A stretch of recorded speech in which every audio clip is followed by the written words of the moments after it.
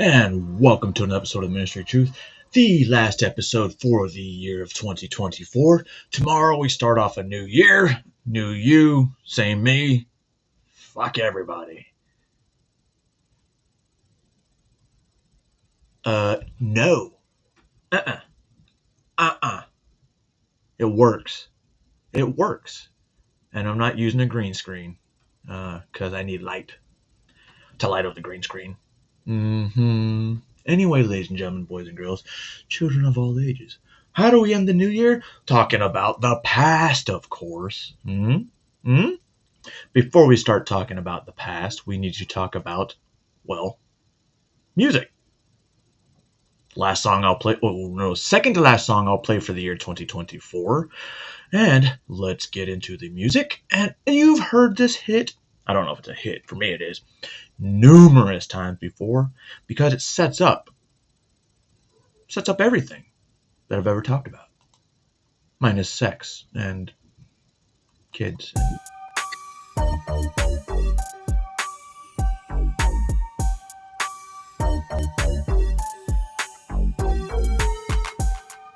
Play. Rumble being dumb.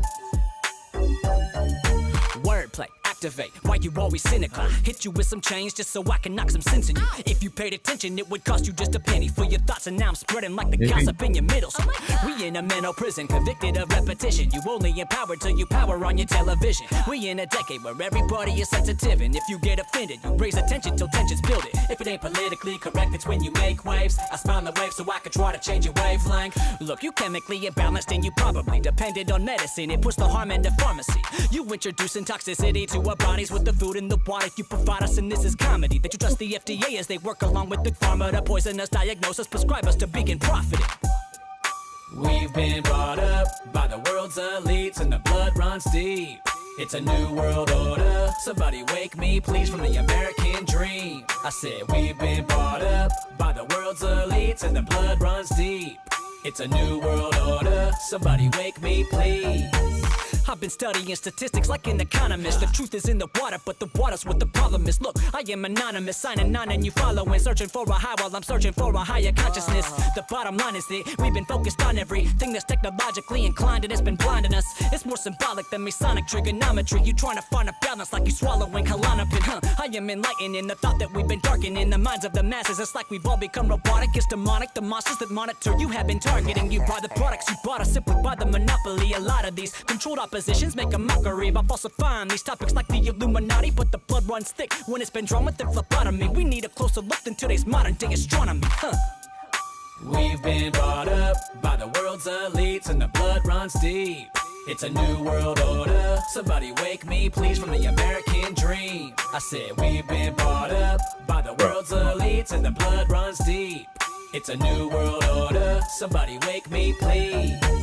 You go against the biggest lies, then lose. The biggest lie then becomes about you. I said, you go against the biggest lies, then lose. The biggest lie then becomes about you. Try to dumb me down, there's nothing that can reverse it. It goes deeper than researching and just scratching the surface. The water that you drink contains a hazardous waste, extremely neurotoxic chemicals. You can't see a taste, there's fluoridation. It causes you submissive behavior, it messes with your brain, leading to IQ deprivation. Now tell me this, why in the world would they want to take control? It's the goal, 1776, the NWO, no. Don't believe everything that you see on TV or in the history books that you read. They own the banks, control the media and everything you hear in the music and the entertainment industry. We've been brought up by the world's elites and the blood runs deep. It's a new world order. Somebody wake me, please, from the American dream. I said we've been brought up by the world's elites and the blood runs deep. It's a new world order. Somebody wake me, please.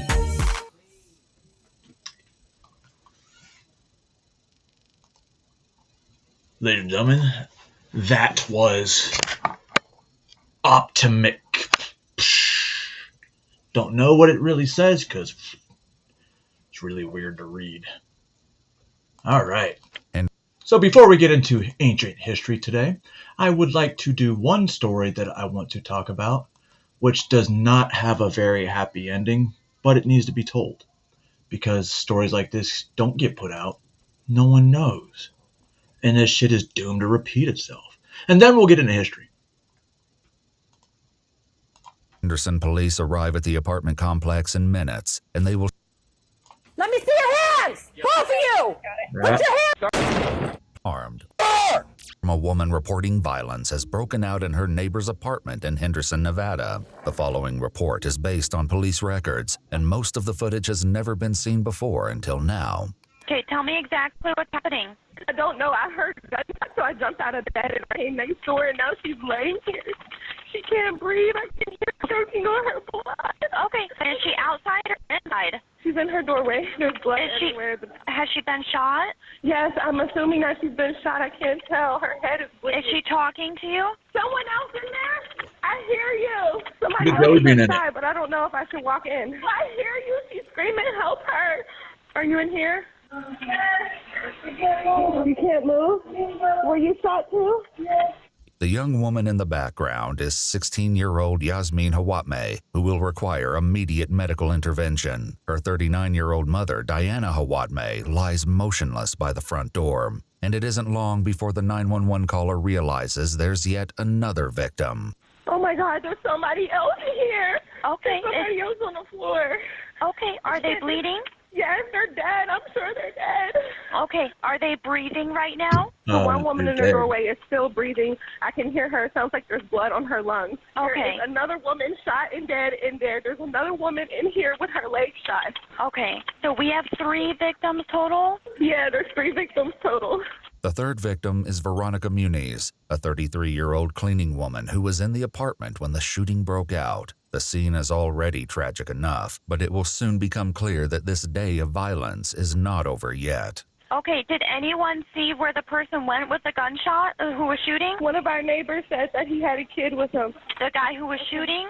A Hispanic kid and an older black guy. My neighbor seen it. Henderson police arrive at the apartment complex in minutes, and they will soon learn that the missing kid is 12-year-old Joseph Hawatmeh, Diana's son and Yasmin's brother.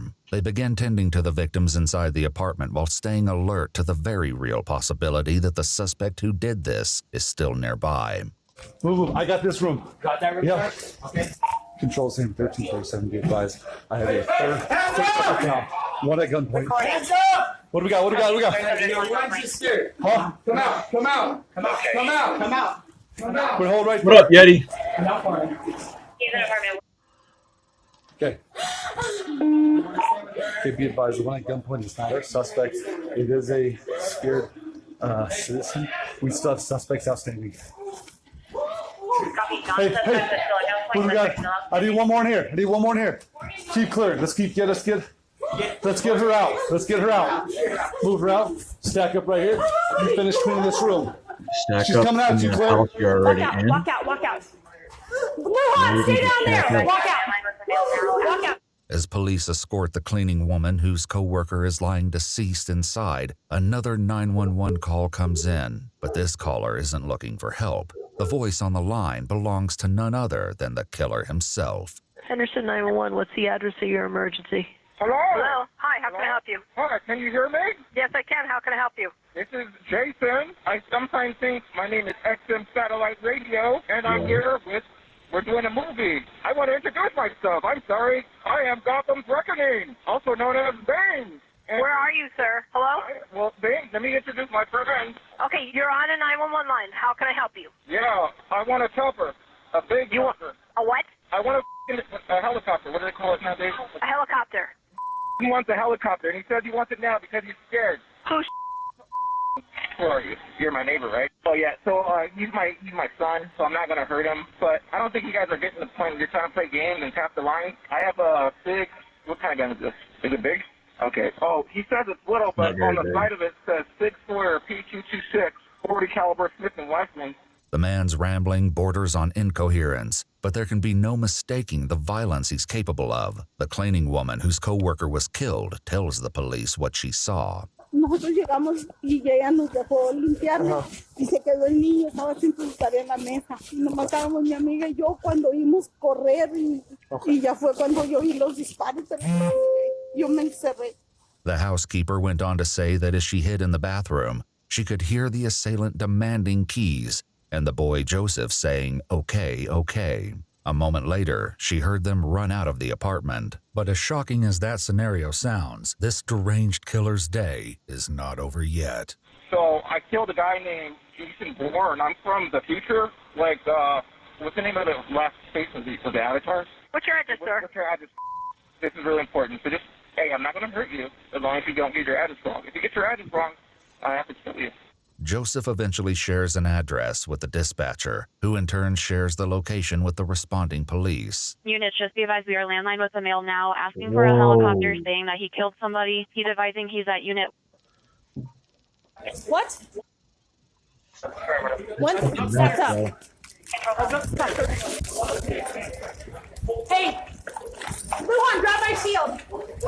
Right here. Left. Oh, something just hit that door. Right here, Sarge.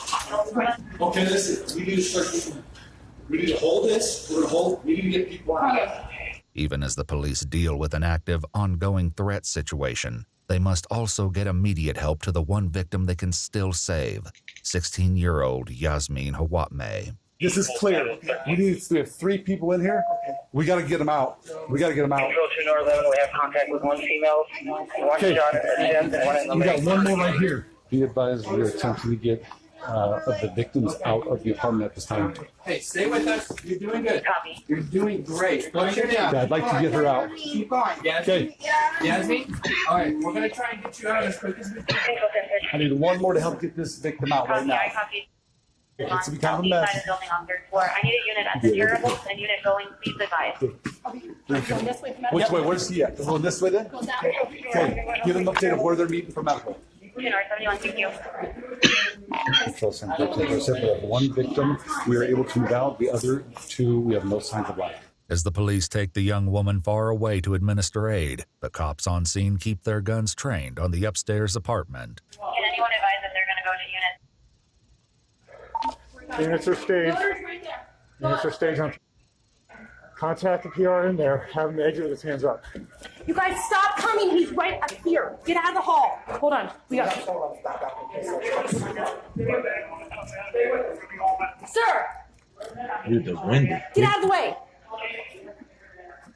Stay right here. Cover Vandy. Not fireworks. Affirm. The balcony is going to be right where that patrol car is arriving. Stay there. Get away from us. But while the upstairs apartment remains the primary focus, information begins. I think that's an older story. Is it that dude and the girl who was like the Ghislaine Maxwell to him to come in that could change the situation entirely. Also, units on scene, there's a black Escalade with currently 2 males in it. Might be important. The situation is fluid and fast-moving, which doesn't make it any easier to treat the surviving victim. Stay away from me. Go ahead, let's turn around so her head's elevated. Okay. Oh no, you want to ruin the elevator, Yeah. right? Yeah. Hey, you know who did this? Travel feet first. Do you know him? I just lived here before. What is his name? I don't know. You don't know him? Okay. Have you seen him around here before? Yes. Did he come in a black Escalade? I know he's walking. He's walking. Hey, stay with us, Yasmin. You're doing great. Control 2 North 11. We extricated 1 victim from the building. We need fire to meet us at building 11, please. Copy. She's unconscious but still breathing as of now. Yasmin, stay with us. Copy. Actually, I think I did 2 streams on that Stay one with us. specific zip. Okay. Just building 11. Hey, Copy, and is the you scene doing good. stable How for many them to fingers come do I up? have up? There you go. Good job. Stay with us, okay? You're doing great, Yasmin. Yasmin will later report that she was riding back from the gym when the suspect approached the car and began asking her mom Diana who she was voting for in that day's presidential election. Feeling uncomfortable, the 2 quickly parked and rushed inside their apartment, but the suspect was on their heels and got to the door just before they could shut him out. Meanwhile, the suspect is still on the phone with 911, making demands that are littered with movie references to The Purge, Captain Phillips, The Matrix, and more. But if these insane rants aren't helpful in bringing the situation to a peaceful conclusion, the cops on scene soon make a discovery that will change everything. I did 2 streams on that guy and that girl and how the Aussie police caught him. He's like one of the worst in the world. And they buried kids. Control Camp 5. There is a black Escalade.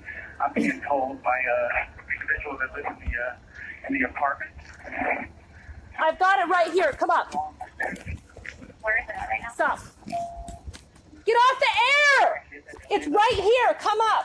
Back up around this car. That is the suspect vehicle with the 2 males. Okay. This is the upper apartment right here with the balcony. Okay? So, back up this way. So, someone hold high. You hold high. Yep. Don't, not them. And Well, we're going to right, order them right. out because they're pointing. I have the Escalade. I don't remember, Zippity. 1387, we're trying to make contact with the Escalade. Keep the air clear. Police will later realize that the black Escalade actually belongs to Diana Hawatmeh, the mother of the boy in the vehicle and one of the two women killed that morning. But even with the SUV getting most of the attention, the cops upstairs keep their focus on the suspect's apartment. You can go to a you can go to a little ready, bro. There's a little. Just don't shoot Glenn. Yeah, just don't shoot me. Otherwise, I will come back from the ghost and I will haunt the Fair enough. It will be accepted. Talk of vengeful hauntings may seem like a strange subject, No, but it's it's nothing compared to what the suspect is telling the 911 operator. Among other things, the man, whose legal name is Jason Neo Bourne, demands that Katy Perry be delivered to the Staples Center in Los Angeles by, quote, 0dark30. Police will later discover in Jason's writings a plan to marry the pop star in 2034. It's one of many odd subjects he addressed in his handwritten journals. Hey, you have the balcony? Let me see your hands! Both of you! Put your hands up! Exit the vehicle! Who is the balcony? I got the balcony. No, the balcony cannot see me. Driver! Driver! What's up?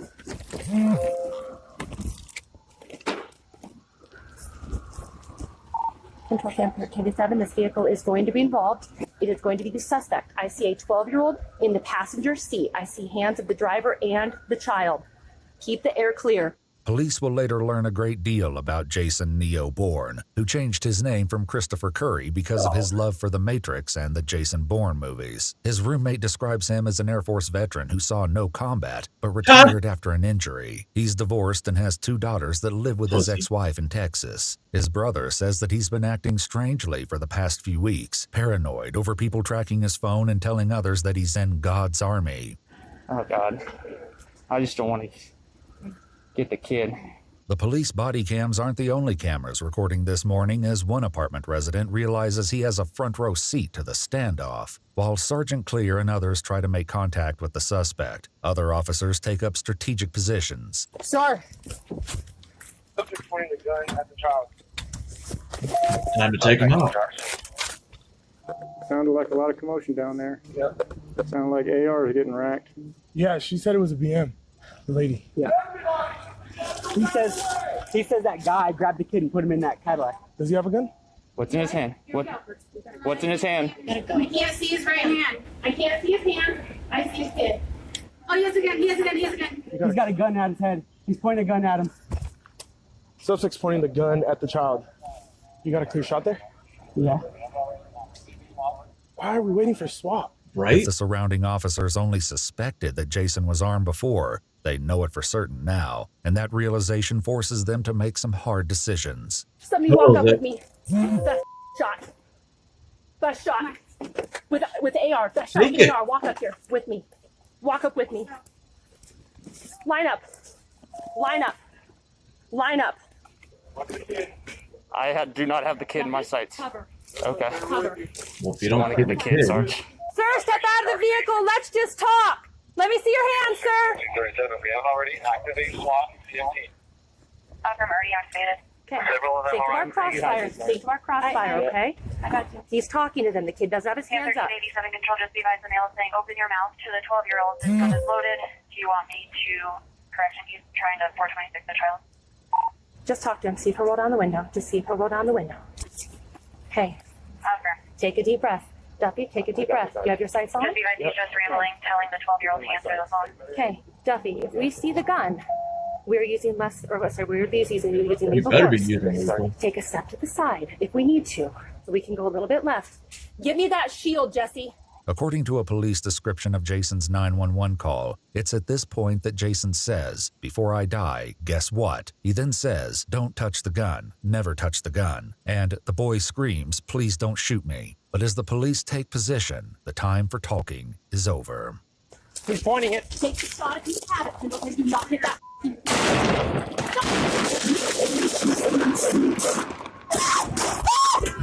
Ceasefire! Stop! Stop! He's down! He's down!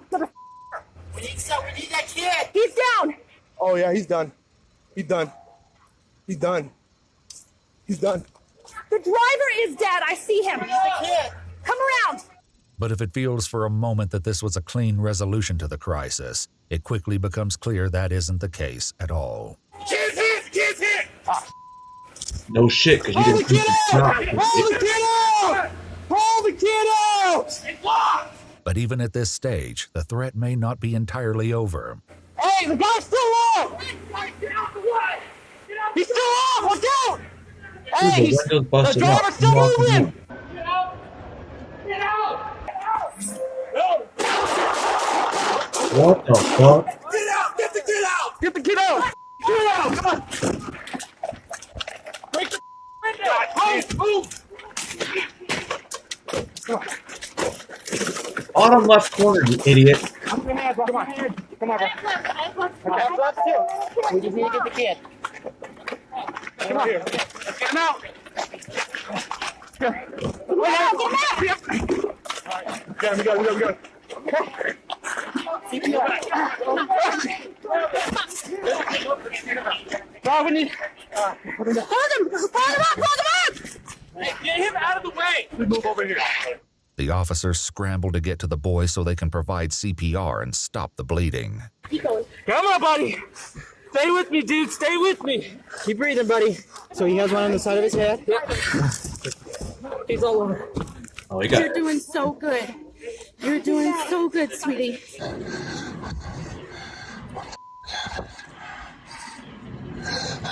Come on, save this kid. As one set of cops tries to save the boy's life, another set will try to do the same for Jason Neo Bourne. Fuck that. Who's got a baton? Give me a baton.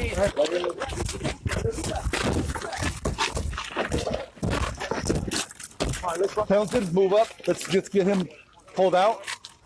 We're gonna start life-saving measures on this cat, guys. Somebody give him a hand. You guys, he's down. We're good. Put that down. Let's get him moved back. Okay, right here. Stop right here. Let's start CPR right here, guys. Where's the gun? The gun is on the seat. He is dead, but I got no organ destruction. We'll take a break, bud. Just sit right here. You're good.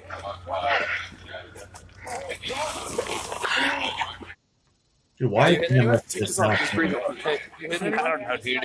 I'm going to double check. the original call was for a gunshot? Take this off so you can breathe. Just lay back. Lay back.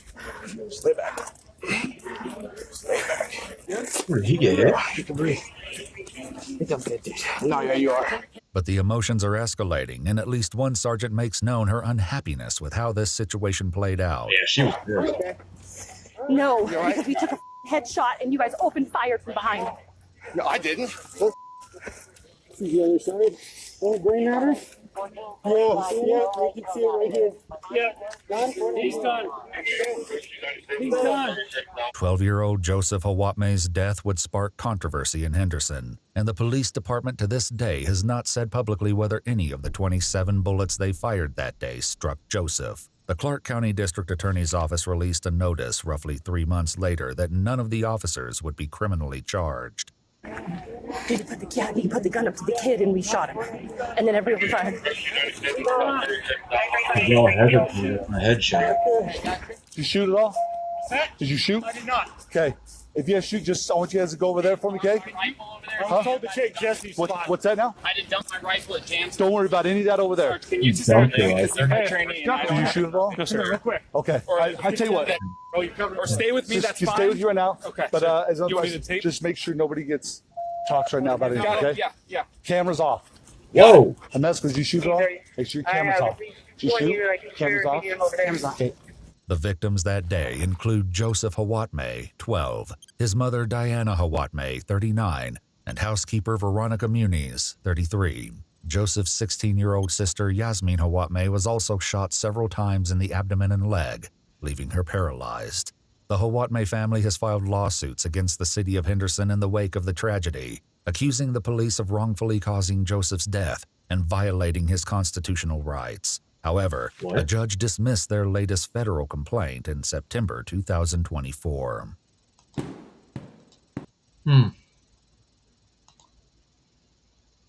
Never gonna play that one.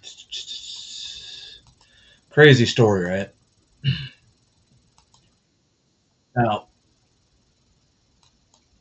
who called for the actual fire? That's the question.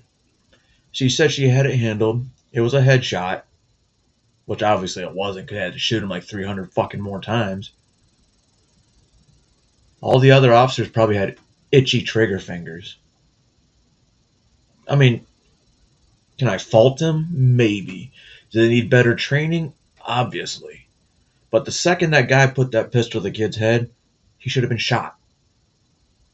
Right through the skull. Because you had an angle where it would have missed the kid completely.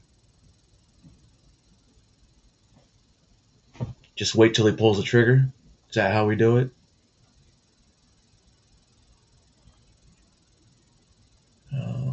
Alright. Now we're going to go back into history. And this one is from... Do I really want to play this one? Yeah. We're going to talk about great fires. Great fires that just destroy everything, right? Like what? Buildings? History? We've gone over this many, many, many times. So why not bring it up at least one more time? Or 3,000 more times? Because there's more and more and more. Old world. You're probably familiar with the Great Fires or the fire narrative. So I thought I'd make this video and present some of my perspective on the situation here. So we're going to be covering a good handful of fires and some of the visual evidence that were given, and then we're going to try to use our pattern recognition skills to correlate that with the descriptions we see and pick out the anomalies. So the first one we're going to be looking at here is during the War of 1812, when the White House was destroyed by fire. Oh! It was apparently the British troops. It was 1814, I believe, 2 years into the war, we are told. You look at the depictions, such as this one, and you can see basically a whole city on fire. But then when you look at the explanation that were given for it, we start to see subtle discrepancies. Now, this is snipped from Wikipedia, and they're explaining the situation to us here. It's interesting that they mentioned 4 days after the attack begins, a heavy thunderstorm, possibly a hurricane and a tornado, extinguished the fires, yet caused further destruction. And we're going to see other sources of further destruction as we move forward as well. Then I find this blurb that mentions that at the time, apparently, the U.S. Capitol was the only building in Washington worthy to be noticed. So right away, even 200 years ago, the story that we're getting down through time is inconsistent with what we're seeing. And I know they're drawings, but they're still attempting to depict something. For instance, is this supposed to be just the White House? Or do we see other buildings on fire here? That looks like a whole fucking city. And just for context, at the time, apparently the entire city of Moscow goes up in flames 2 years previous. Whoa! And this having to do with the Napoleonic Wars at the time. So you have the War of 1812 happening on the North American continent, and then you have the Napoleonic Wars happening over in Europe. At which point do you begin to ask yourself that maybe something coordinated is going on here, and that what's being handed down to us through time is a fiction, is a story? And what's interesting about the Moscow fire is that apparently it is started by Russians themselves as an attempt to weaken the French army that had occupied Moscow. So let's see what else we have. The Great Fires.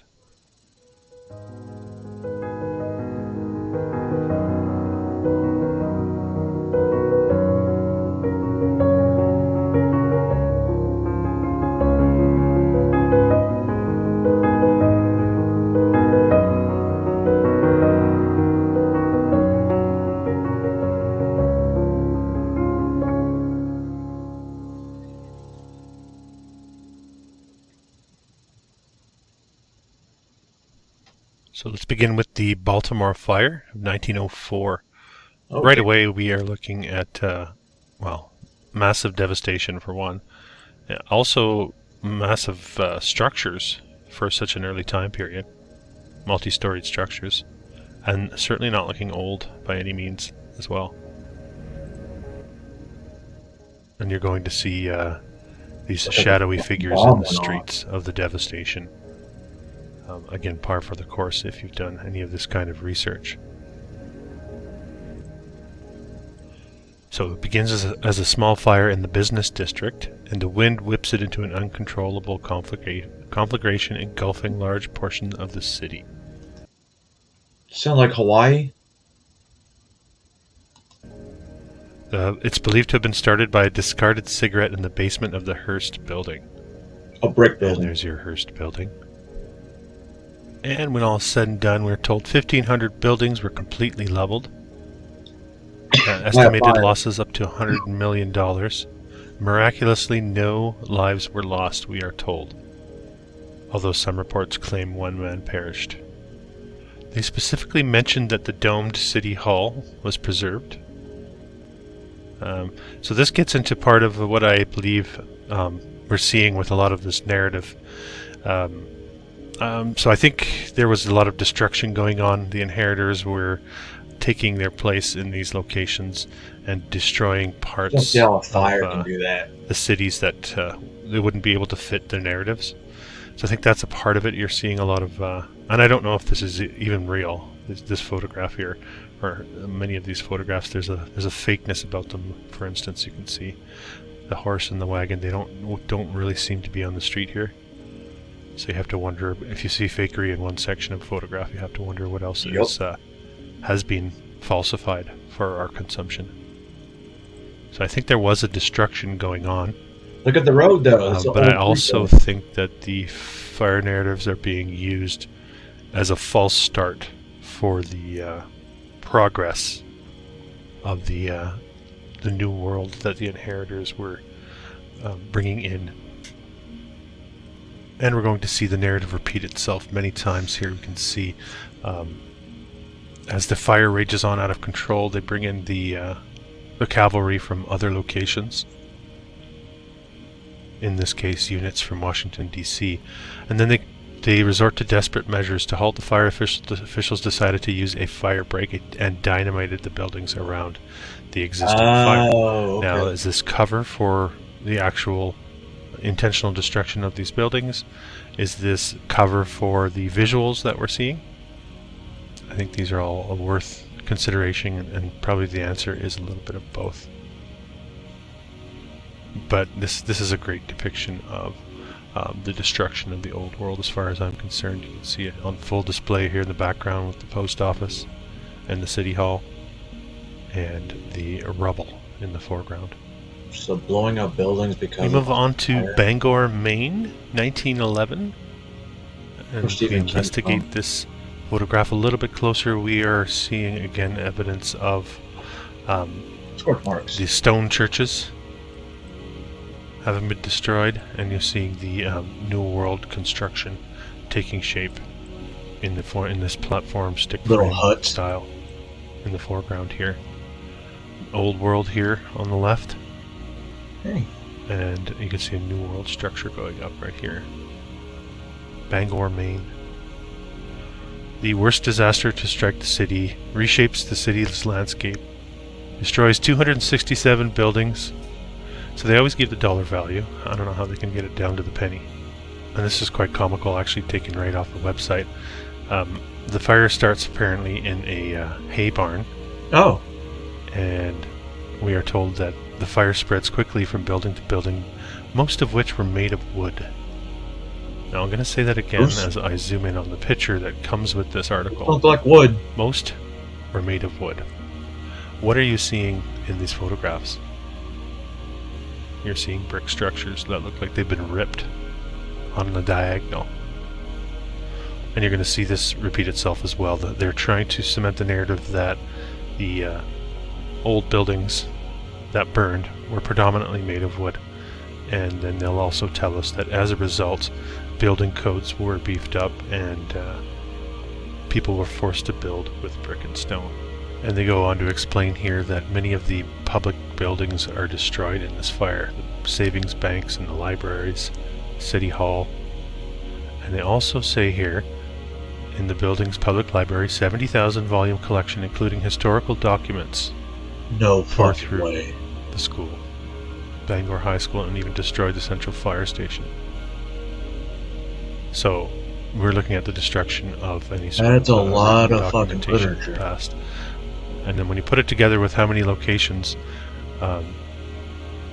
had this going on, it starts to begin like a coordinated effort to erase the past, to destroy buildings that are inconvenient to the narrative, and to provide a false restarting of the historical narrative, a restarting of the building technologies that we're told existed.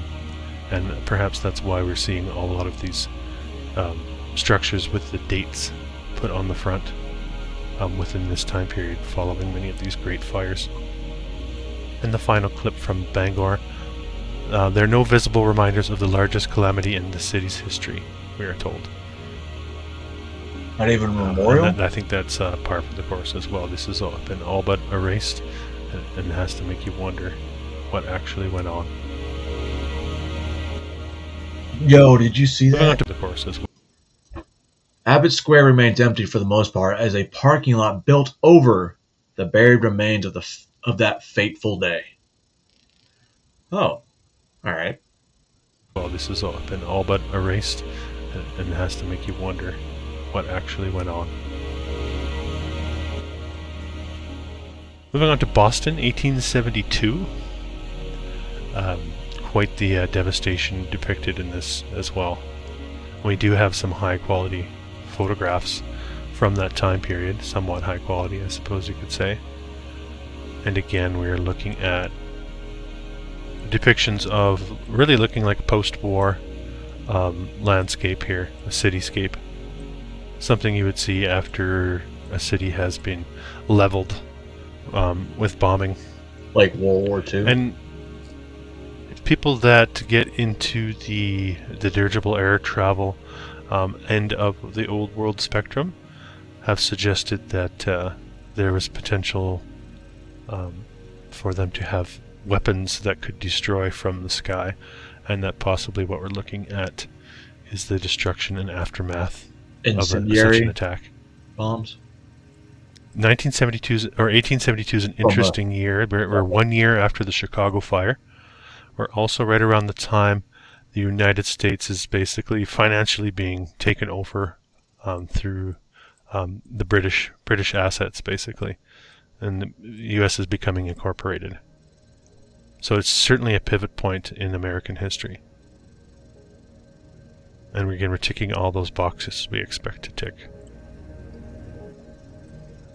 Now this is interesting as well. We have the fire destroying 776 buildings. They tell us how quickly Boston built after the Civil War, and as a result, the water mains had not been upgraded, and they're providing that as a reason for the fire spreading so quickly. We're also told the fire itself created its own firestorm. It starts to sound quite fictional after a while. They do tell us the most of the buildings were made of brick and stone, but the window frames and other fixtures were made of wood. So apparently that's going to be enough for the fire to leap from building to building. And I think they're doing this because we have such good visual evidence of Boston after the fire. And one last blurb here. During the course of the fire, which burned uncontrolled for more than 12 hours, buildings were blown up using black gunpowder in a controversial effort to create a fire break.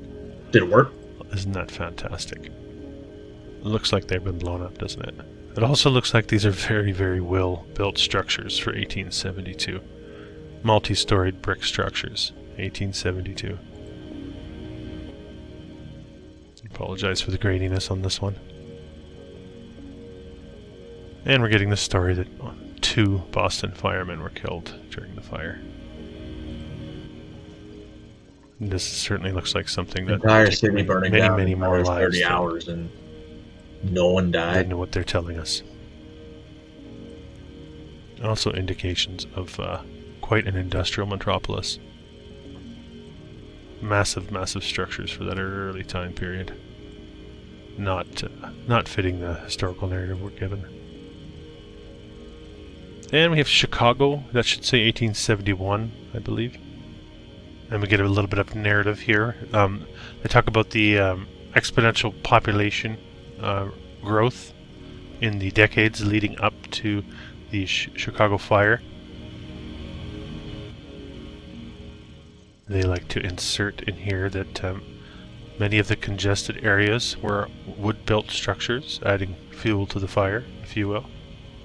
They also say that a major fire the previous night had exhausted firefighters and damaged their equipment. Oh, okay. Leaving them incapable to properly fight the fire, which I think is quite interesting as well. And no doubt a part of American folklore. Now the only real fire that gets taught in the school system in the States, Mrs. O'Leary's cow knocks over the candle and ignites the blaze. Steady wind from the southwest carries the flames and blazing debris from block to block. The slums became kindling for the downtown conflagration, where even the supposedly fireproof stone and brick buildings exploded in flames as the destruction swept northward. In the end, the fire claims about 300 lives, destroys over 17,000 buildings. Roughly 1/3 of the city lay in ruin, and nearly 100,000 people are homeless as a result. Now that is absolutely catastrophic devastation. All beginning with a cow kicking over a candle. Another story that repeats itself is the miraculous rebuild of these locations. The city rebuilds quickly, and by 1880 its population has reached just 500,000 people. You have a long list of architects that beautify the city in its recovery process. And remember too, Chicago hosts the World's Fair in 1893.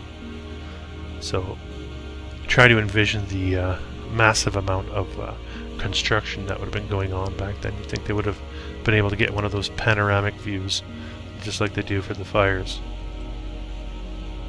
So those architects stick around in the post-fire rebuilding era and design a new generation of even taller downtown buildings here. They're telling us, okay, all of this comes about after the fire. They couldn't possibly be before 1870 because those all were built as a result of the fire. So you see here how the narrative is being set and the timeline is being laid out for us. We get a little bit of fake news from the past here with the Chicago Tribune reporting that by 1870 most of Chicago was made of wood. Oh, it looked like it. Lumber being cheaper than brick and was more easily procured and more rapidly handled. So street after street were lined with wooden buildings.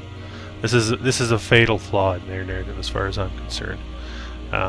As you're looking at these visual representations of brick and stone buildings having been obliterated. And interestingly, at the same time as the Great Fire of Chicago, other fires in the general area of North America are breaking out. We have this one on Lake Michigan's east coast in the forests. We have the Peshtigo fire. So a very curious time for this region. And what do you think when you get a sense of the overall narrative? Is there a deception at play here? Is it just sloppiness down through time? I think fires just randomly happen. But we'll move on. We move on to Dayton, Ohio. 1913, we have a flood in combination with fires, as you can see depicted here. And you get, again, the miraculous rebuilding effort that goes on after the devastation of the flood and fires in Dayton, Ohio. And again, you're seeing the visual representations of a much more catastrophic devastation than you would expect to see. Also, interesting depiction here of the flood and classic old world structures with crappy signs on the side. Houston, the Great Fifth Ward Fire of 1912, Houston, Texas. Again, showing very similar visuals. A great Fifth Ward flyer. The strong winds spread the fires. Embers set wood shingle roofs on fire. It consumes a church, school, 13 industrial plants, 8 stores, and 119 homes. No deaths, though. Again, strange the low fatality numbers coming out of these fires. And Mylands Break has noted that in his work over on that channel. Jacksonville, Florida, 1901. Again, looking like Hiroshima or Nagasaki after the bombing in World War II, which really in itself is its own story. This one begins from a spark at a kitchen fire, lighting some Spanish moss drying nearby. In the end, we have over 2,000 buildings destroyed, 10,000 people are homeless, 7 dead. Made of wood. And of course, over the next decade, the city rebuilds its downtown. Miraculously, everybody bands together and builds multi-storied brick structures, of course. And this would be the Armory, Jacksonville Armory, after the fire. It almost looks like munitions blew up inside it and took out most of the building, leaving the shell of a castle, something that you would maybe expect to see in the European countryside. But no, this is Jacksonville, Florida. And here we have the heroic band of firefighters showing off their physical prowess by climbing the flagpoles. Not even sure how this guy is staying on this pole. Curious photograph. Absolute devastation. And you have to wonder really about this whole reset narrative that we here in the Old World community have been suggesting through our research.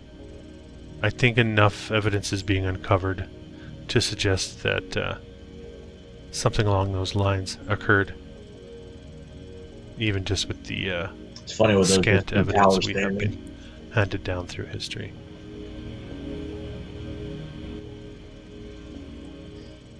We can turn the clocks back to 1835. The city of New York catches fire. Again, you can see the style of buildings being depicted here.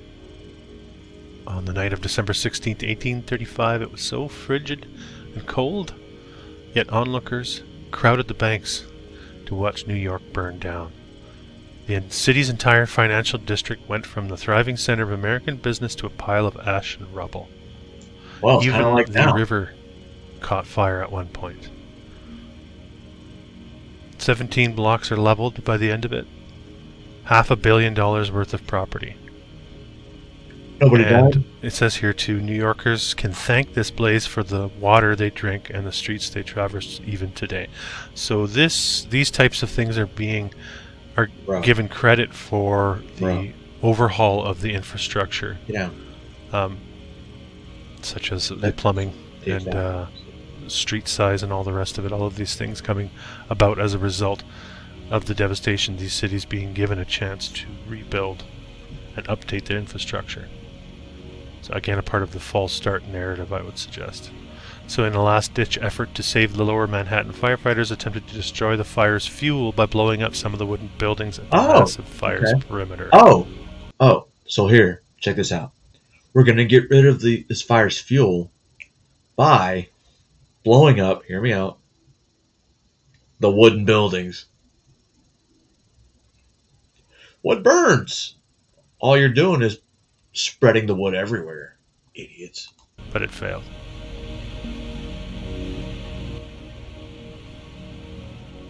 They talk more about Marines managed to incinerate some of the combustible buildings at the perimeter. Amazingly, only 2 people die in the blaze, but it changes New York. The city planners decide to try to impose some order on the city's topsy-turvy lower section. They widened the streets and created the grid that's still there today. Now, 1835 is very, very early on, before the horse-drawn streetcars come into the picture. But we're being told here that these streets are widened at this point in time to justify and to allow for all of these supposed future technologies to be a part of the infrastructure. So again, I think we're looking at a false start narrative, and we're also being given a reason for the city to build the aqueduct at that time. And looking north of the border, the capital of Canada, Ottawa, has its own Great Fire in 1870, not far away from the Chicago Fire, as the raven flies. Almost died. And again, look at the quality of the architecture itself. Some of these are depictions of the Canadian Capitol building fire from a different era. When we move on to Portland, Maine, the Great Fire of 1866, predating the Chicago Fire, but showing us all of the same results that we're used to seeing. Very strange. You get the strange gents standing on top of the wall for a photograph, looking ever suspicious. St. John, New Brunswick, Canada, 1877, time frame again. We're over the target as far as the time frame goes. There seems to be a bit of coordination. You can even wonder if these dates are falsified, and if we're looking at destruction from a much closer period of time, and it's been stretched out for us so as to not arouse our suspicions. Because what do we have to go by really is just the accounts of the newspapers at the time and historians after the fact. Looking like a before and after.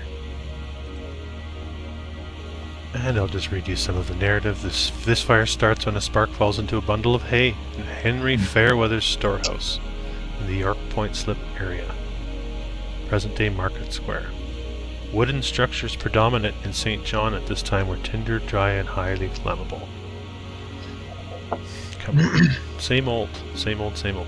At times the fire reached temperatures perhaps so high some buildings exploded into flames without actual contact with the fire. Can you believe it?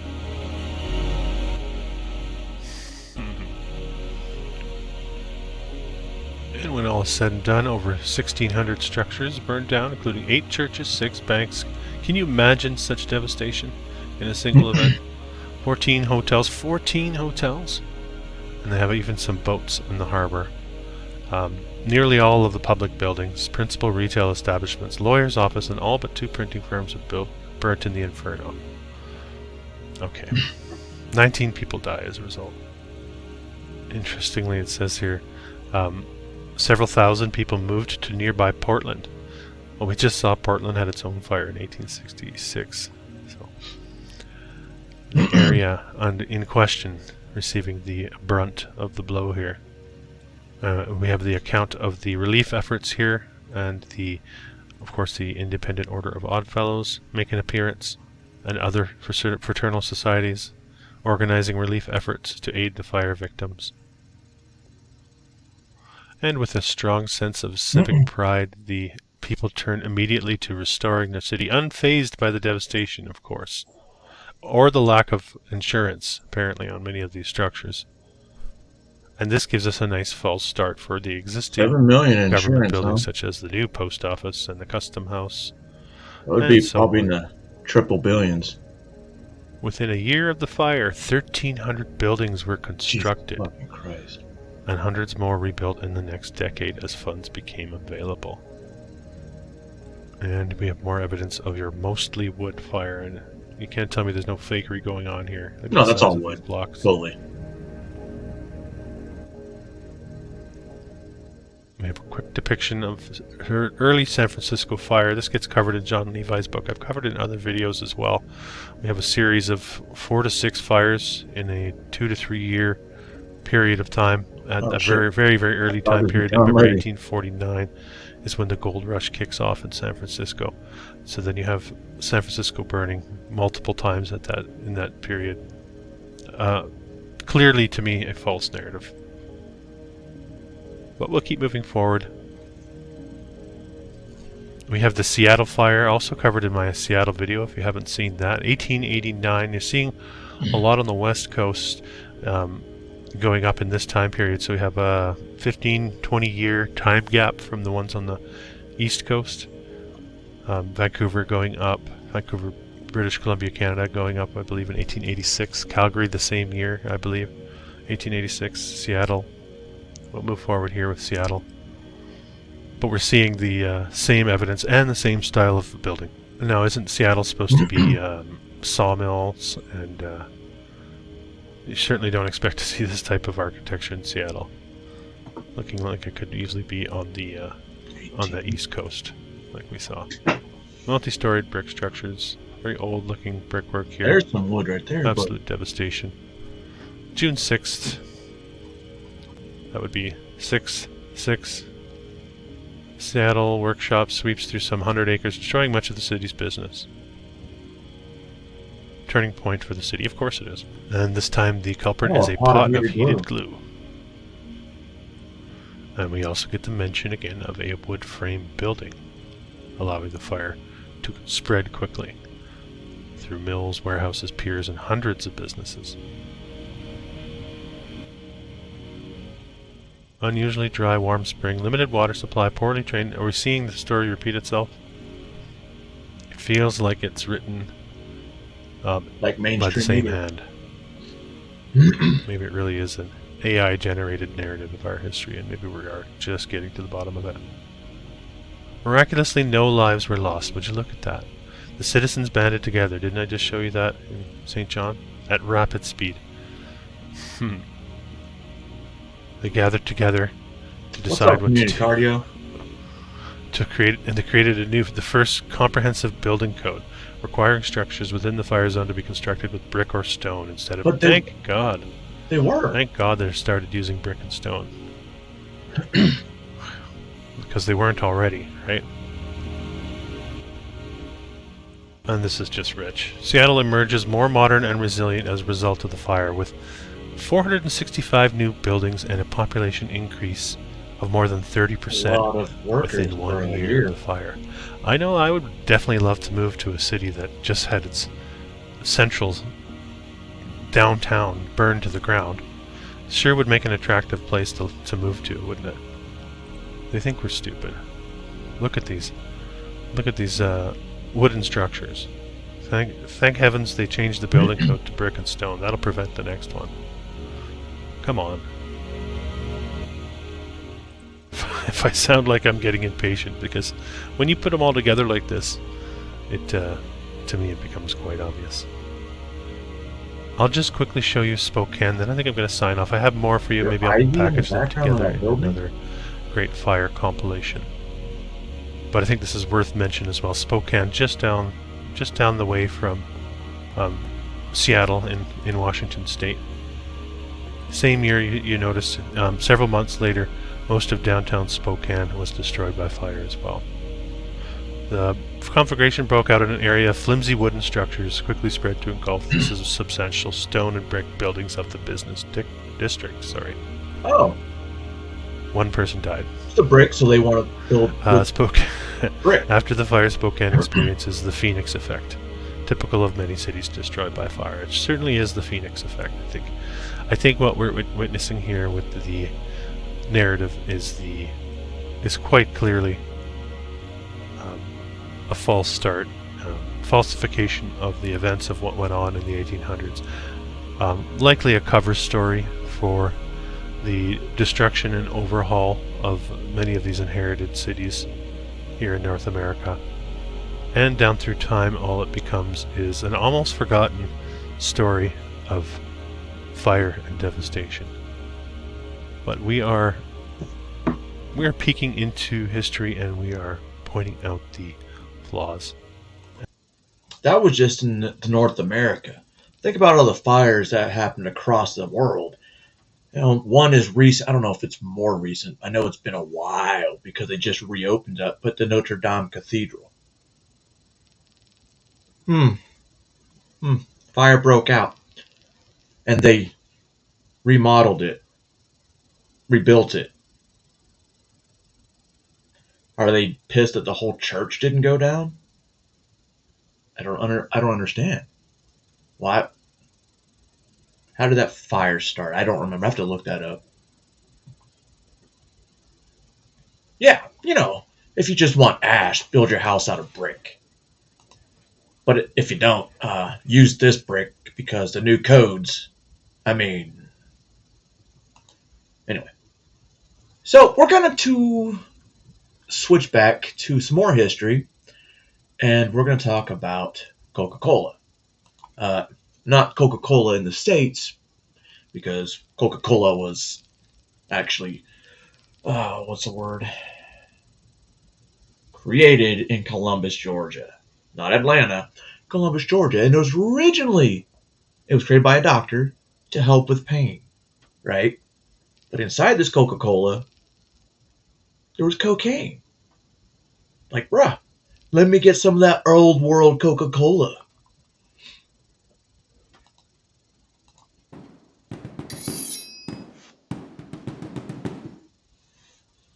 Millions of people around the world have enjoyed the fruit. Not gonna lie. Germany, when I was a kid, Fanta, hell yeah. As an adult, fuck yeah. Flavored drink Fanta, which is made and distributed by the Coca-Cola Company in almost 200 countries around the world. But few people realize the interesting and controversial history behind the brand. Coca-Cola was Adolf Hitler's favorite beverage, as he did not drink alcohol, and in fact was the preferred beverage at all high-profile Nazi Party events, served alongside beers and wines. People in Germany and Austria almost became addicted to the drink, which sold millions of cases every year, and it was a favorite of the German military, succeeded only by beer. But when necessity saw the invention of Fanta, Hitler gave his personal endorsement, and it became the most successful non-alcoholic beverage in Europe. So let's look at the story of Fanta. What is Fanta? Why was it created? Why was it so popular? What were the controversies surrounding its production? I bought a case of RC the other day, or last week. Hello, I'm Colin Heaton, former history professor, Army and Marine Corps veteran, and welcome to this episode of Forgotten History.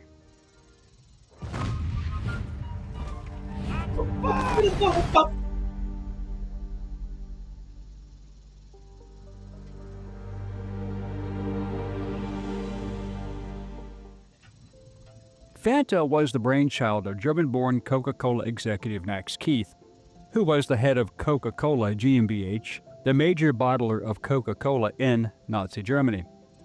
Coca-Cola had been made and sold in Europe, including Germany, under license. Keith had lived in the U.S. for several years, working in the company headquarters in Atlanta, Georgia. He was selected to head the company's interest in Germany, as he spoke German, of course. He knew the product well and had influential contacts.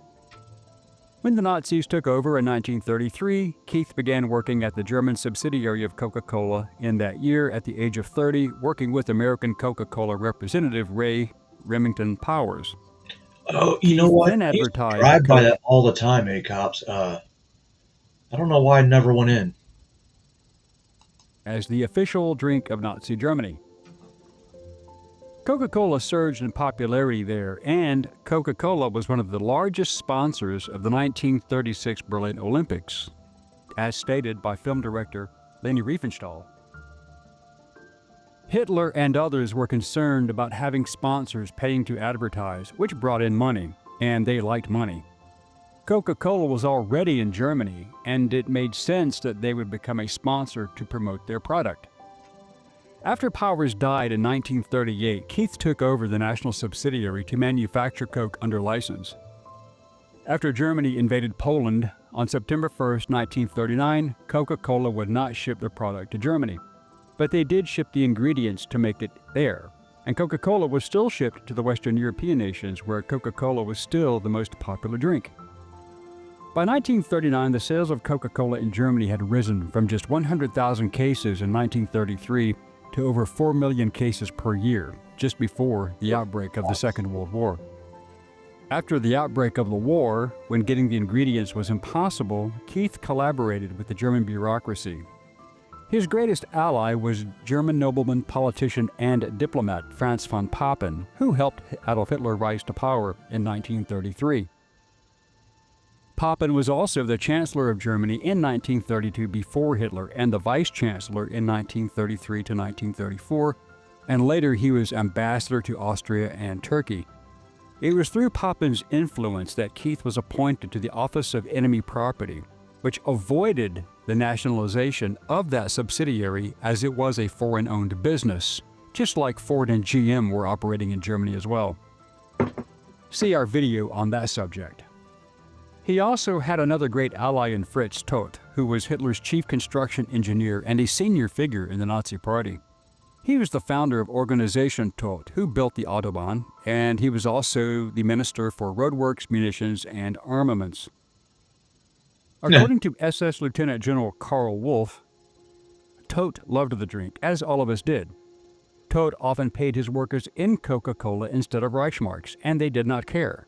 Really? Later, after Todt's death, Albert Speer was armaments minister, and at that time we did not have Coca-Cola. Hitler made mention that wanting something for the people. Coca-Cola's ingredients, such as the special syrup, could not be sold in Nazi Germany, but the company did not want to close their European factories, which were in the process of shutting down their operations. Coca-Cola GmbH knew that their stockpile of regular Coca-Cola ingredients would run out by 1942, with the remaining content having been reserved for wounded soldiers in hospitals.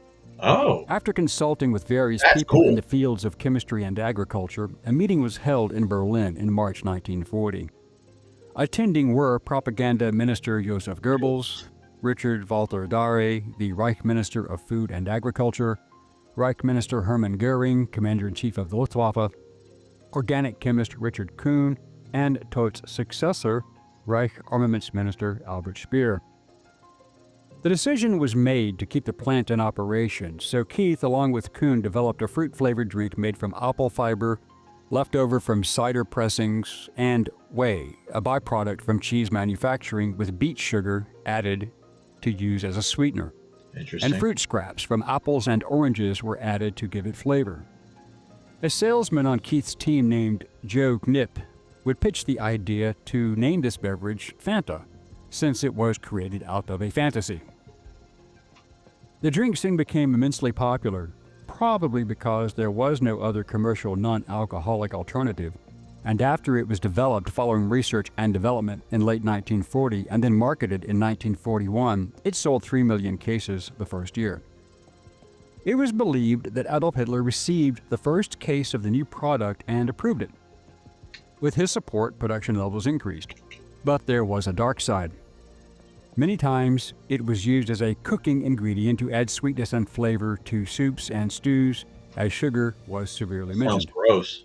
But other countries, especially those later under German occupation, had enjoyed Coca-Cola, and Holland had a production facility that was going to close down. The Dutch Coca-Cola Company plant in Amsterdam, NV Nederlandse Coca-Cola Maatschappij, also faced the same problems as the Coca-Cola facility in Berlin. Keith offered the Dutch company the use of the Fanta brand and recipe to save the company there. They quickly accepted Keith's offer and began making their own version of Fanta. But the Dutch version of Fanta was somewhat different than Germany's version. In the Dutch version, they would use elderberries to sweeten the drink rather than beet juice, and it was quite popular. Albert Speer was in charge of wartime production after the death of Todt starting in March 1942, but his focus was upon aircraft, tanks, U-boats, artillery, bombs, and ammunition. To this effect, he and all other German manufacturers were given slave labor to meet their production goals, and Fanta was no different. Fanta was also the favorite of German youth, and Hitler Youth leader Arthur Axmann said, "If you wanted to get hundreds of boys to a Hitler Youth rally on a weekend, just tell them there was Fanta, and they came, whether they really wanted to or not." Fanta was also very popular with the military because beer was not easy to get in a combat zone. Luftwaffe pilots and crews, sailors as well as soldiers as far as Russia and Ukraine were supplied Fanta when the transports allowed. As stated by U-boat Commander Erich Topp, I always had a case of Fanta on board along with a case of beer. This was to celebrate a successful patrol and reward the men. It was a great morale boost. Waffen SS Artillery Colonel Gustav Merch recalled, "We were in the field awaiting a resupply of ammunition and replacement troops, as both were needed. The Ju-52 landed, and then another, and then the trucks arrived. We were excited. But then the replacement soldiers walked over carrying these cases that turned out to be Fanta drinks. So much for the extra ammunition, but we did get it later. My soldiers were happy as could be."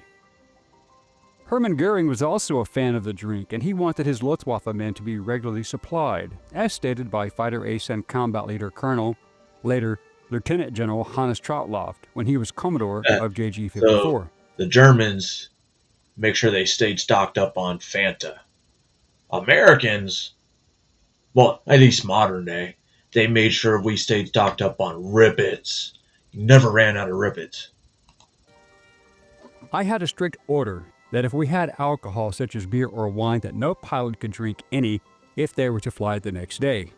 This was not welcome news, but the Fanta, when it arrived, raised their spirits, which was better than drinking spirits, if you know what I mean. Due to its popularity, Fanta was one of the very few production luxuries that was exempt from wartime rationing in Germany. Lieutenant General Hans Bauer, Hitler's personal pilot, was also a fan, and he said the following: "Whenever I flew Hitler around from 1933 until the war, I always made a telephone call to wherever we were flying to, making sure that they had Coca-Cola ready for him.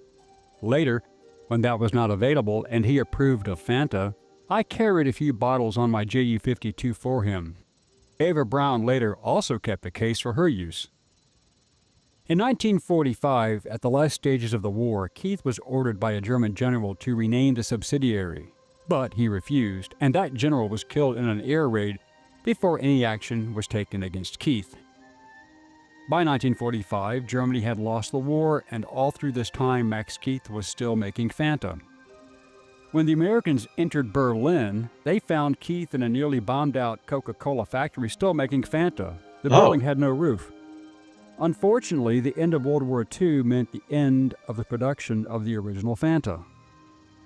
It should be noted that Keith, while having no choice but to use slave labor, did not lose any of his workers due to maltreatment, and they were actually fed a good diet and taken care of because they were deemed essential to the war effort.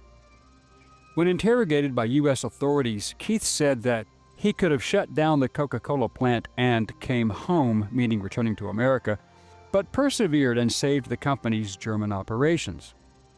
He was held on suspicion of war profiteering and using slave labor, but he was cleared by his own slave laborers who gave statements that he had in fact protected them. Even though Max Keith worked with Nazis during World War II, he did not have any repercussions for his actions. The heads of Coca-Cola in the U.S. actually applauded Keith's allegiance to Coca-Cola during this time. Fanta's connection to the Holocaust, like every other business in Nazi Germany, continued long after the war, prompting Coca-Cola to release a statement in 2015. So, hear me out. Coca-Cola is anti-Semitic. Denying its association with Hitler and the Nazis. RC is still around. Actually, the company was not in charge of operations in Germany and therefore had no participation in the utilization of slave labor. After the war, the Coca-Cola Company regained control of the plant, the formula, and the trademarks to the new Fanta product, as well as the plant profits made during the war. Fanta production was discontinued in 1949 in Germany, but Fanta would live on. In fact, in 1955, the Italians started a factory in Naples and came up with a recipe made with local citrus based on oranges that we might recognize today, creating the familiar orange color of Fanta. Then, the new Italian Fanta gained great popularity rapidly within post-war Europe, so much so that Coca-Cola began expanding the drink's availability to different markets. It became especially popular in tropical markets that enjoyed fruit-flavored drinks like South America and Africa. This would lead to the drink gaining international popularity and numerous types of flavors being created. In 2001, Fanta's popularity in the US had declined due to stiff competition, and Coca-Cola executives wanted to give the drink a brand new advertising campaign, and they waited 10 years before reintroducing Fanta to the public. Idiots. This was in response to Pepsi, who had begun releasing new products of their own. High fructose corn syrup is used as a sweetener in the Fanta sold in the United States, but many other countries use sugar to sweeten the drink. Internationally, you can find it in unique flavors such as dragon fruit, colita in Costa Rica, and one in Japan that tastes like salty watermelon. Fanta's legacy is due to wartime conditions and necessity, ingenuity, and one man's desire to keep his company going against all odds. In fact, today there is a street in Essen, Germany, the site of Coca-Cola Germany's former headquarters, which is named after Max Keith. The largest distributor of Coca-Cola in Europe was former world heavyweight boxing champion Max Schmeling, based in Hamburg. He was instrumental in having the new formula of Fanta brought back to the global market. As he said, "I loved Coca-Cola when we could get it before the war, and then when Fanta came out, it was a good substitute. But the Italian version was much better, and I told the people in Atlanta that we should start making it for wider distribution. They agreed. I guess the rest is history." Today, Fanta is available in 188 countries worldwide, and it comes in many flavors. When I, your humble narrator, was in Kenya, street vendors sold both Coca-Cola and Fanta, but trust me, those drinks are a lot sweeter than what you get here at home. So if you support Fanta, you support Nazis. Go get me some Fanta.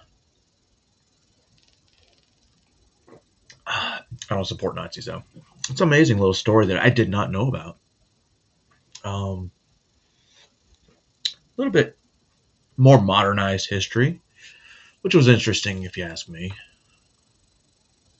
Especially since I had no idea that it was the Nazis that developed it. That shit's crazy to me. So right now I'm looking at a picture of Coney Island, just one part, one of the many roller coasters around this Elephant Hotel. The Elephant Hotel has a strange history. Hotel turned brothel. There we go. And I thought we would just have one little peek at some Coney Island. The more and more you look at this beachgoers. picture, The cone. it looks like those pictures that they show you where, if you look real closely, it's people repeating same position, same position, same position. Keep looking all around, you'll see them all. Coney Island.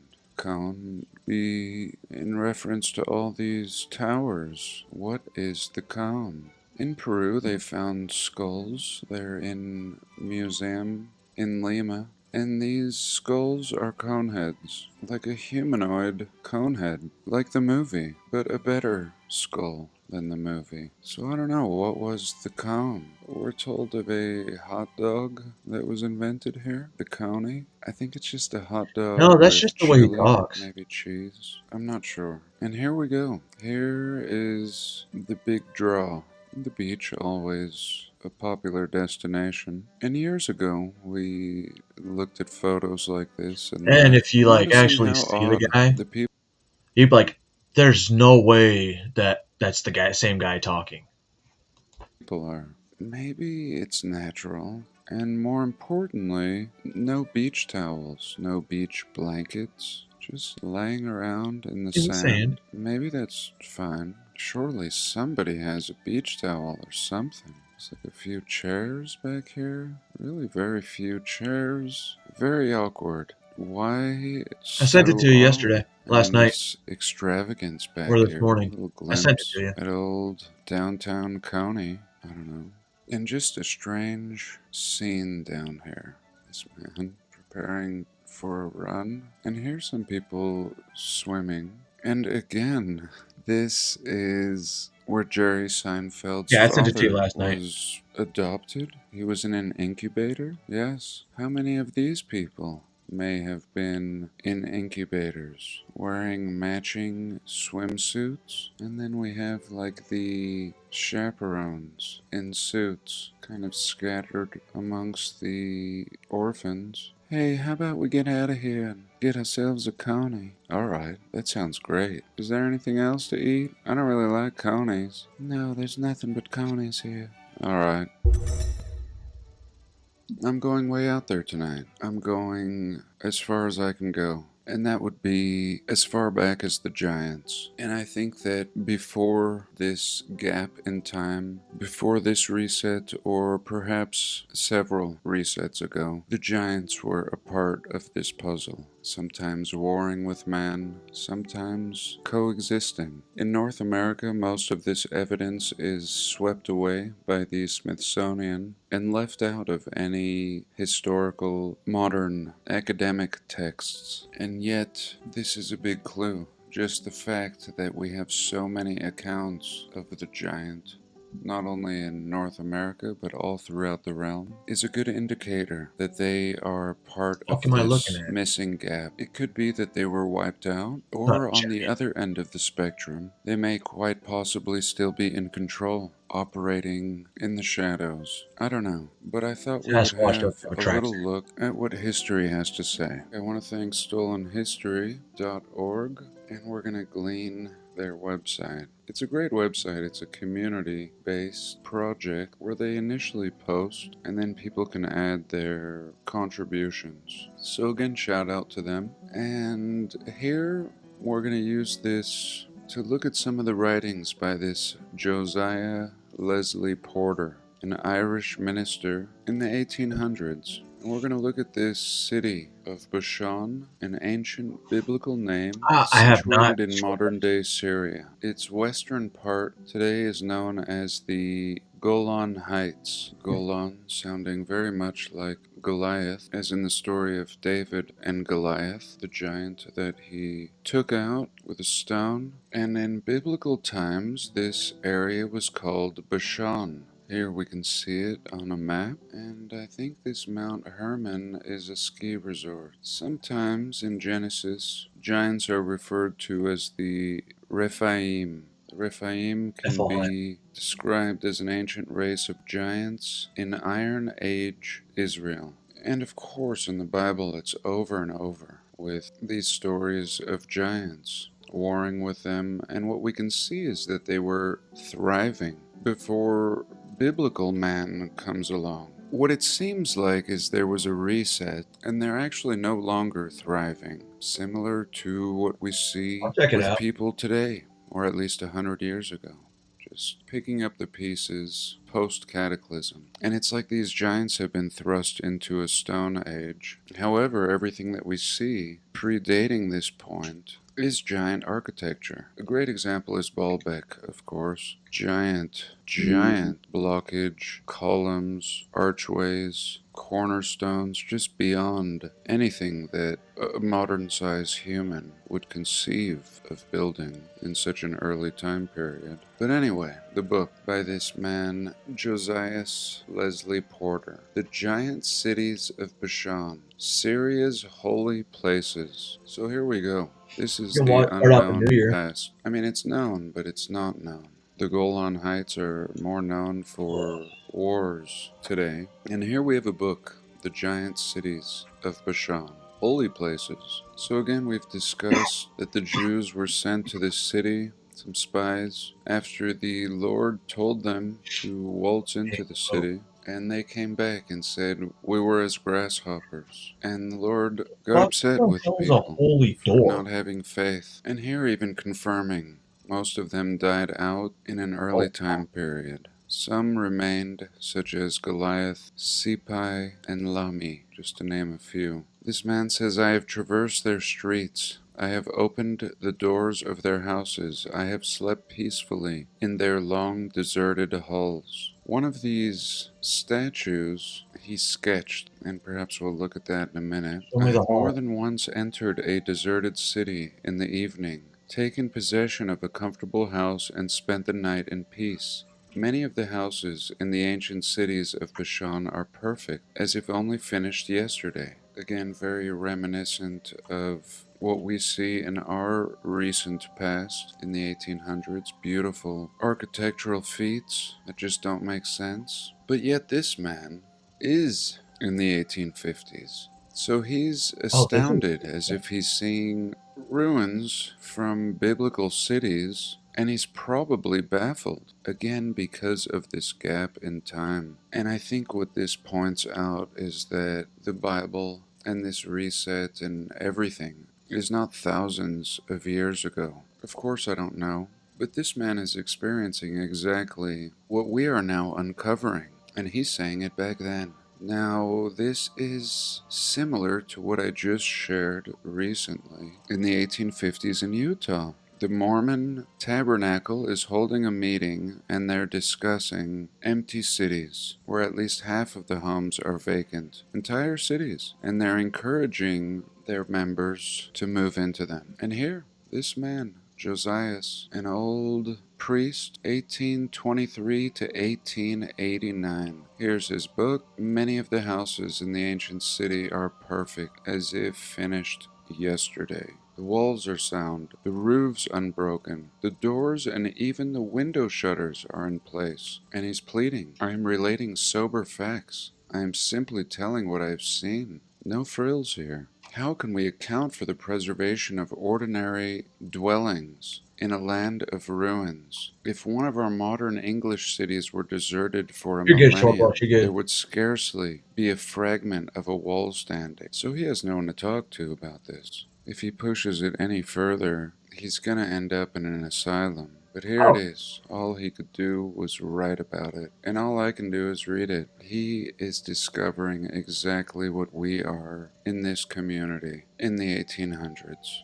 He's baffled. Cities that shouldn't be, and yet they are. And they date back to biblical giants. Here we go again. Their walls are 5 to 8 feet thick, built of large square blocks of basalt. Basalt, one of the hardest stones, perhaps remnants of ancient trees. Glassy, hard, silica. The roofs are formed of slabs of the same material. Really complicated building material, essentially. The doors and window shutters are of stone, hung on pivots. And we can still see examples of this today.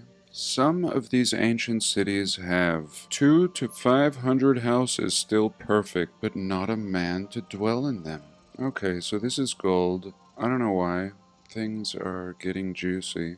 We're starting to find the proof. And forgive me, this may be a few years old for all I know. Let's go back and see. July 18th, 2023.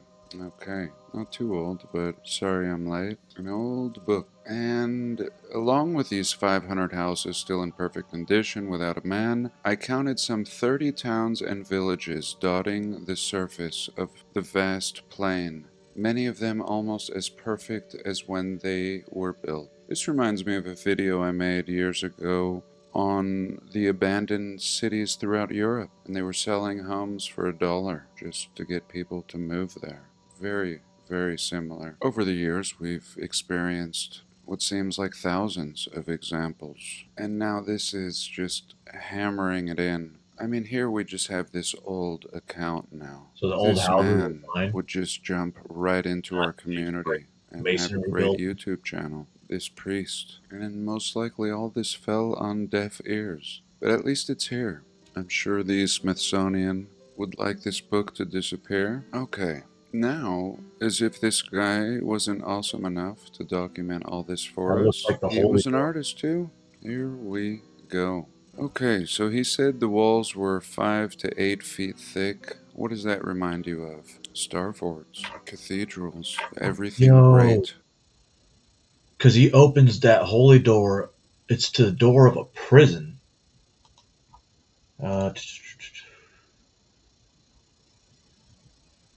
Was unsealed, shut by the bricks, Jubilee or Divine, 16. Yeah, it's a door of a Roman prison. And they're talking about this door and the prisons. What is the Pope doing? Throughout the realm is built in this overkill fashion.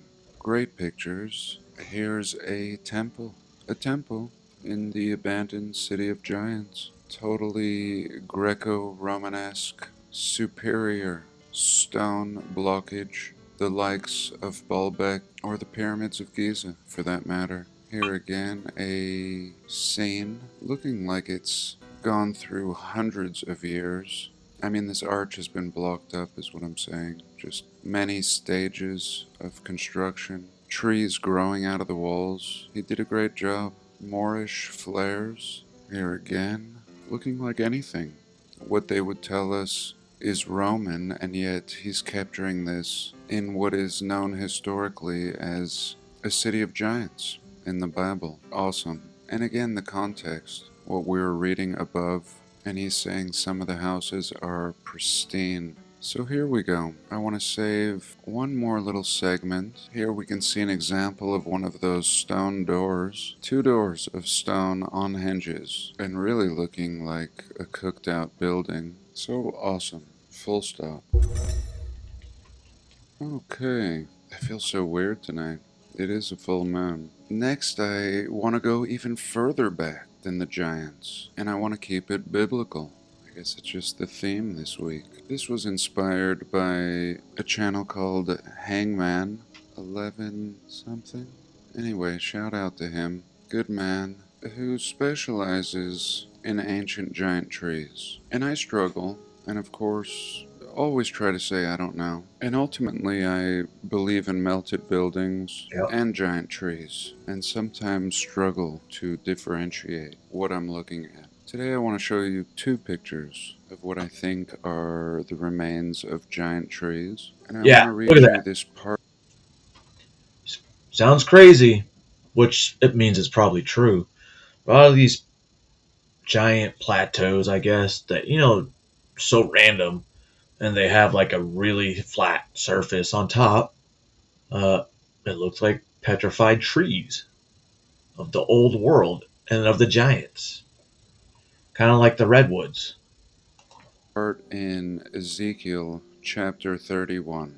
It came to pass in the 11th year, in the 3rd month, the Son of Man spoke to the Pharaoh king of Egypt. Behold, the Assyrian was a cedar in Lebanon with fair branches, and with a shadowing shroud, a high stature, and the top had thick boughs. The waters made him great. Essentially, if you haven't seen old biblical pictures of our realm, it's like there's this big tree in the center, and the realm operates like a pump, a perfect construct, pumping and circulating the waters throughout, oil way down deep, a dome protecting everything. And I think the tree's been cut down and maybe sitting at the North Pole. It may be the Black Rock or Mount Meru, the stump, and it's still magnetic, still highly charged, and still pumping water.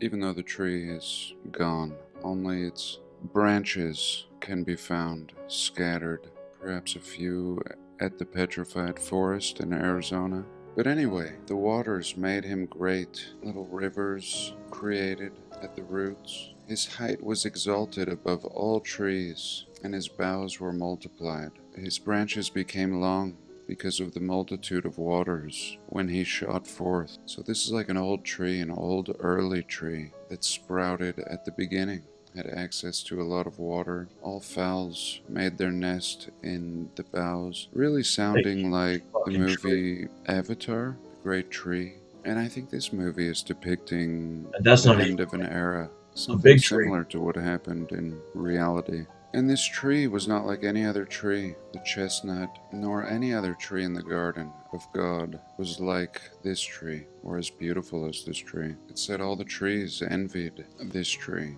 really reminding me of the story of Satan being envious of Adam, not wanting to take the knee. It's really reminding me of George Washington in our early history, and the stupid story, chopping down a cherry tree. I believe the cherry tree is a symbol of Tartaria, and to this day we have a Tartarian cherry and cherry tree. still a breed, and the cherries I are almost planted one tart. a couple years Anyway, ago. I digress. So, a stranger comes, terrible stranger of nations, and cuts this tree. And upon the mountains and all the valleys his branches are scattered, boughs broken, scattered all over, and the people of the earth are gone. So this event is clearly a reset. The cutting down of this tree must cause absolute devastation. Now the people are gone. There is no great harmonious umbrella. Upon his ruin shall all the fowls of the heaven remain, and all the beasts of the fields shall be upon his branches. And in my opinion, this is the mountains. The mountains are where most of nature resides. Nature resides upon the ruins of this great tree. And then no trees now shall exalt themselves to this height, nor shoot up to the same height as this great tree, because they don't drink from that water, the waters of the north. And thus said the Lord God, that he mourned, and restrained the floods thereof, and the great waters stayed, and all the trees of the field fainted. When the tree fell, he says, I made the nations shake at the sound of his fall, when I cast him down to hell with them that descend into the pit. And all the trees of Eden, the choice and the best of Lebanon, all that drink water, shall be comforted in the nether parts of the earth. And I would love to hear your interpretation of this passage in Ezekiel chapter 31, really sounding like a reset, the cutting down of the greatest tree in So the the realm. Bible is And used it's to been cover up for a proposed in our reset? community that the great flood may have even been caused by this tree, either making a mess of the existing waters, or eventually, maybe not all at once, but eventually, if there was such a giant tree, all of the waters that it contained would have to go somewhere. And if the branches were scattered all over the earth, then I think this is a culprit. And let me just end with one example. This is in Colorado, I believe, and we can see the rings of the tree. And again, this may just be a branch laying on its side. And here again, a cross section. So that's it. I think I'm out of time. I thank you so much for You're not joining me out of today. I You love just you give all. yourself a time limit. Giants, giant trees. It's in the Bible. And the Bible could be made up, or it could just be stolen. If you know what I mean. Why did I put that one in there? Give me a second. I'm trying to figure out which one I want to play next. Because sometimes I just put shit out of order. Okay, I don't know why that one's in there. Alright, we're going to go back to the United States. BC. But we have Santa Barbara. Let me start that from the beginning. So I found a nice little handful of maps in a pursuit of trying to find some other maps, but I was really happy with my discovery. These are really interesting, and this one here, all of these I'll be focusing on North America, and I think there's a lot It's like California could possibly have been its old island. And here's proof. It's one of the old maps. Gulf of California or Red Sea. Right. On North America. And I think there's a lot to be revealed in these older maps. Really, really interesting. One of the first things we notice here is California being an island. 1720. And, you know, there are old legends that Nevada used to be occupied by a group of red-haired giants. Giants and a seafaring people, a seafaring giant race, which doesn't make sense with our new landscape, But now you can We see go in the back old land. Were they angels? Or were they aliens? Right? Look up the Anunnaki. Landscape, it would make sense that Nevada actually had access to the sea. And later, for, you know, whatever reason, whatever Why is happened, New Mexico already New you Mexico? know, this becomes connected. And Nevada no longer has access to the sea. I think it would be about right here. But actually what I was looking for, and I did not find that particular map, and maybe I will before this video is finished, but there were old maps that used to depict this portion, this area that says parts unknown. Well, in older maps it used to say parts unknown also, but also occupied by giants. And one was a French map that I saw a long time ago, and it said, you know, that this was an area of giants. And that's in a lot of maps of America, and we'll see some today. You'll just see a cut-off section right here. I mean, you won't even see anything. Where you would find a Yeti? This one like is pretty legit interesting. I mean, fucking you do Sasquatch? see a lot more than some of the older maps. But yeah, you'll just see a complete void of even, you know, the whole northwest corner of America. And in this one, another thing that really caught my attention, and there's so much, it's really amazing, but it's actually this writing right here. The Baron Lahonen, in his first book, page 125, says that some of the Mozambique nation told him that at the defluence of 150 leagues, their principal river empties itself into a salt lake 300 leagues in circumference, Salt the Lake? mouth of which is about 2 leagues broad. That lower part of the river is adorned with 6 noble cities. 6 noble cities, besides 100 towns, great and small, round that sort of sea, and that ye people call themselves Tahugalank. Tahugalank. Regardless, but what they're saying is that, yes, if you follow this river, it empties itself into a salt lake, a great salt lake of 300 leagues in circumference, and you have this amazing, noble city, and they make the difference. They differentiate between, besides 100 towns. I also have done videos on the Anunnaki. 100 towns are surrounding these 6 noble cities.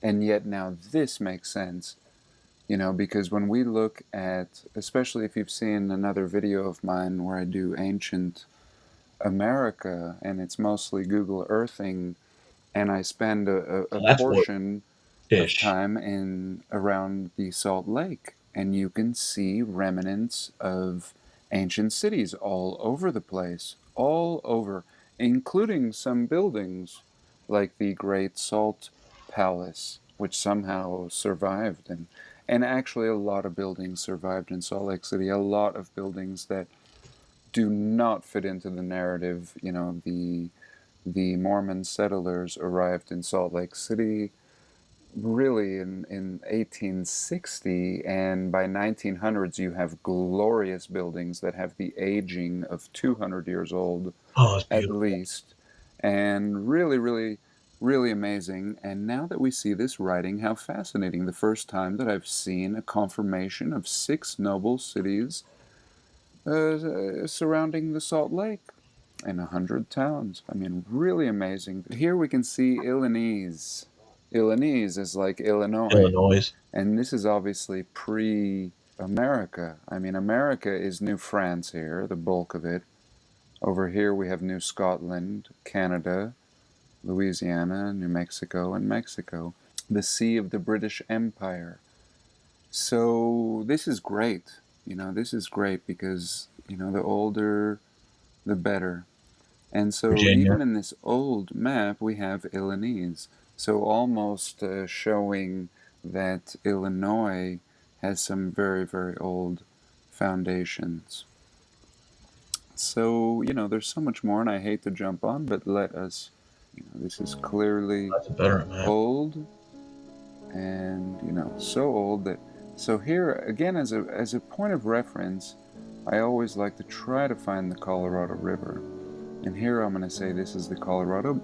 Here, even Yuma, Arizona, it says Yuma, you know, way before it was Arizona. So we can follow the Colorado up, and here we would have the green. San Antonio's on there too. Colorado. I'm imagining. A little distorted, of course. And maybe this is not the Salt Lake. And you see now this is not an island anymore. There's no sailing through the Gulf of Mexico and back out. And but we have Santa Barbara. How interesting. We have Santa Barbara, San Clemente, San Francisco, Saint Francisco back then. And oh, here we go, 1795. So yes, excellent. So this is, you know, all of this found in the Library of Congress. Let's say 25 years, 20 years after America is formed. And yet, okay, we have a little bit of establishment here. And now we have Illinois. Naturally, if it's been formed as a state, we're going to have the names that we recognize. Missouri River. With this map, what I noticed, here you can see again, like I was talking about, the missing chunk of land. I mean, again, because I wish I could find the map that showed. But yeah, a region inhabited by giants. So nobody messed around here. Nobody messed around. You know, you had your areas. It was probably understood. The giants left the people alone over here. Here it appears as if we have Greenland ice-free. But yeah, really interesting. Ice-free. Oh, and all of this, in fact, ice-free. And Florida is always depicted in the old maps. So here, this is really interesting on the flat Earth level.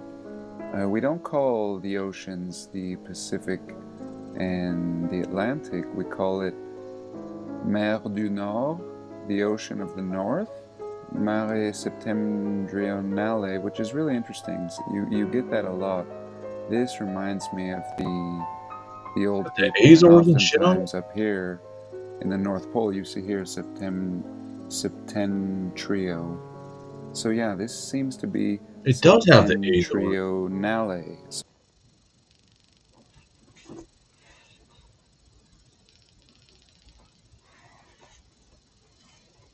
Huh. So this seems to be something with the old world. To me, it sounds very much like September. I mean, the only thing we get close to it, but yet that must be rooted in this this old word that seems to be associated usually with the northern regions.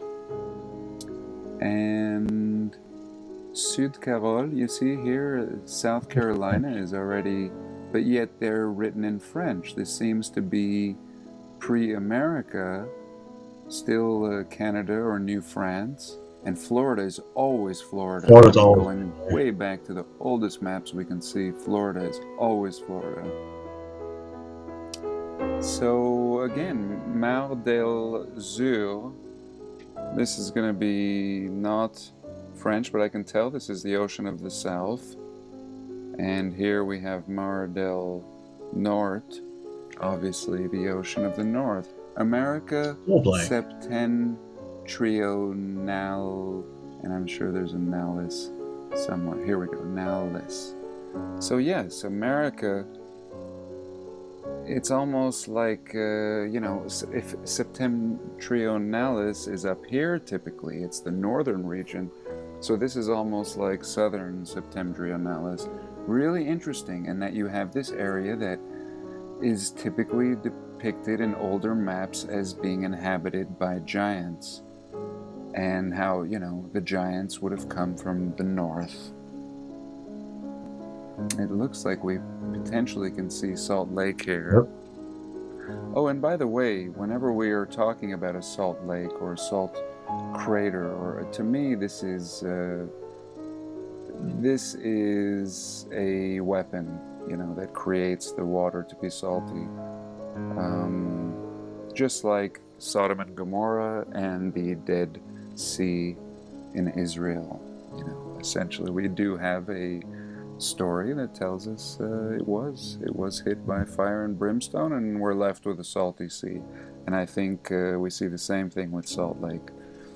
We have here Mexico, what is being called the 1847 Mapa de los Estados Unidos.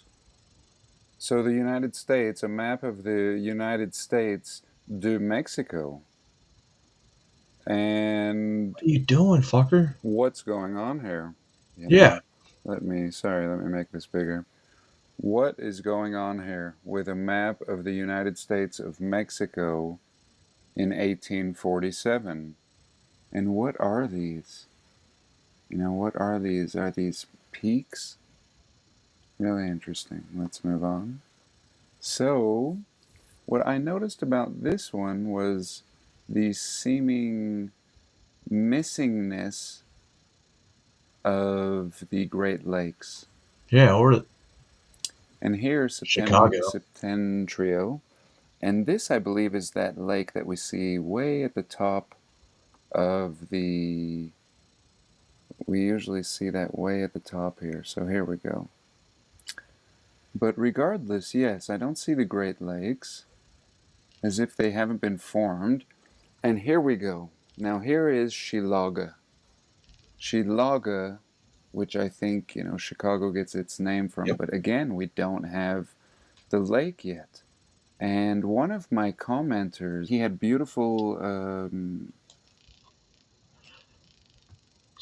Say that's the giant, says there's no Great Lakes. Who remembers the story of Paul Bunyan? He was a giant in what looks like that general area. And how did he make the Great Lakes? He needed a place for his ox, Babe, the big blue ox, to drink from. So he created those holes. Maybe there's some truth to that. Maybe I'm just crazy. Or maybe it's Maybelline. Definitions of what these meant. And Laga I believe meant town, and she meant large. So this was large town.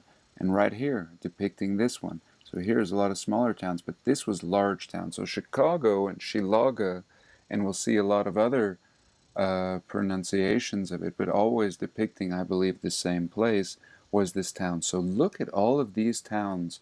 These would have been grand and glorious port towns. And I think recently, and I want to touch on this a little bit later in the video if I have time, but Conspiracy R Us did a wonderful piece and depicting all of the bomb sites in the Carolinas. And look here, look at the towns by the Carolinas. You know, significant again. Old map, pre-America, this is still New France, and look at the towns. And now this seems to have a correlation. I wonder if we go to those same towns if there's that he was showing ancient us old world buildings, various burned down, images. Here we go. Rebuilt. These are the ancient towns. And here again, great lakes suddenly formed that aren't here.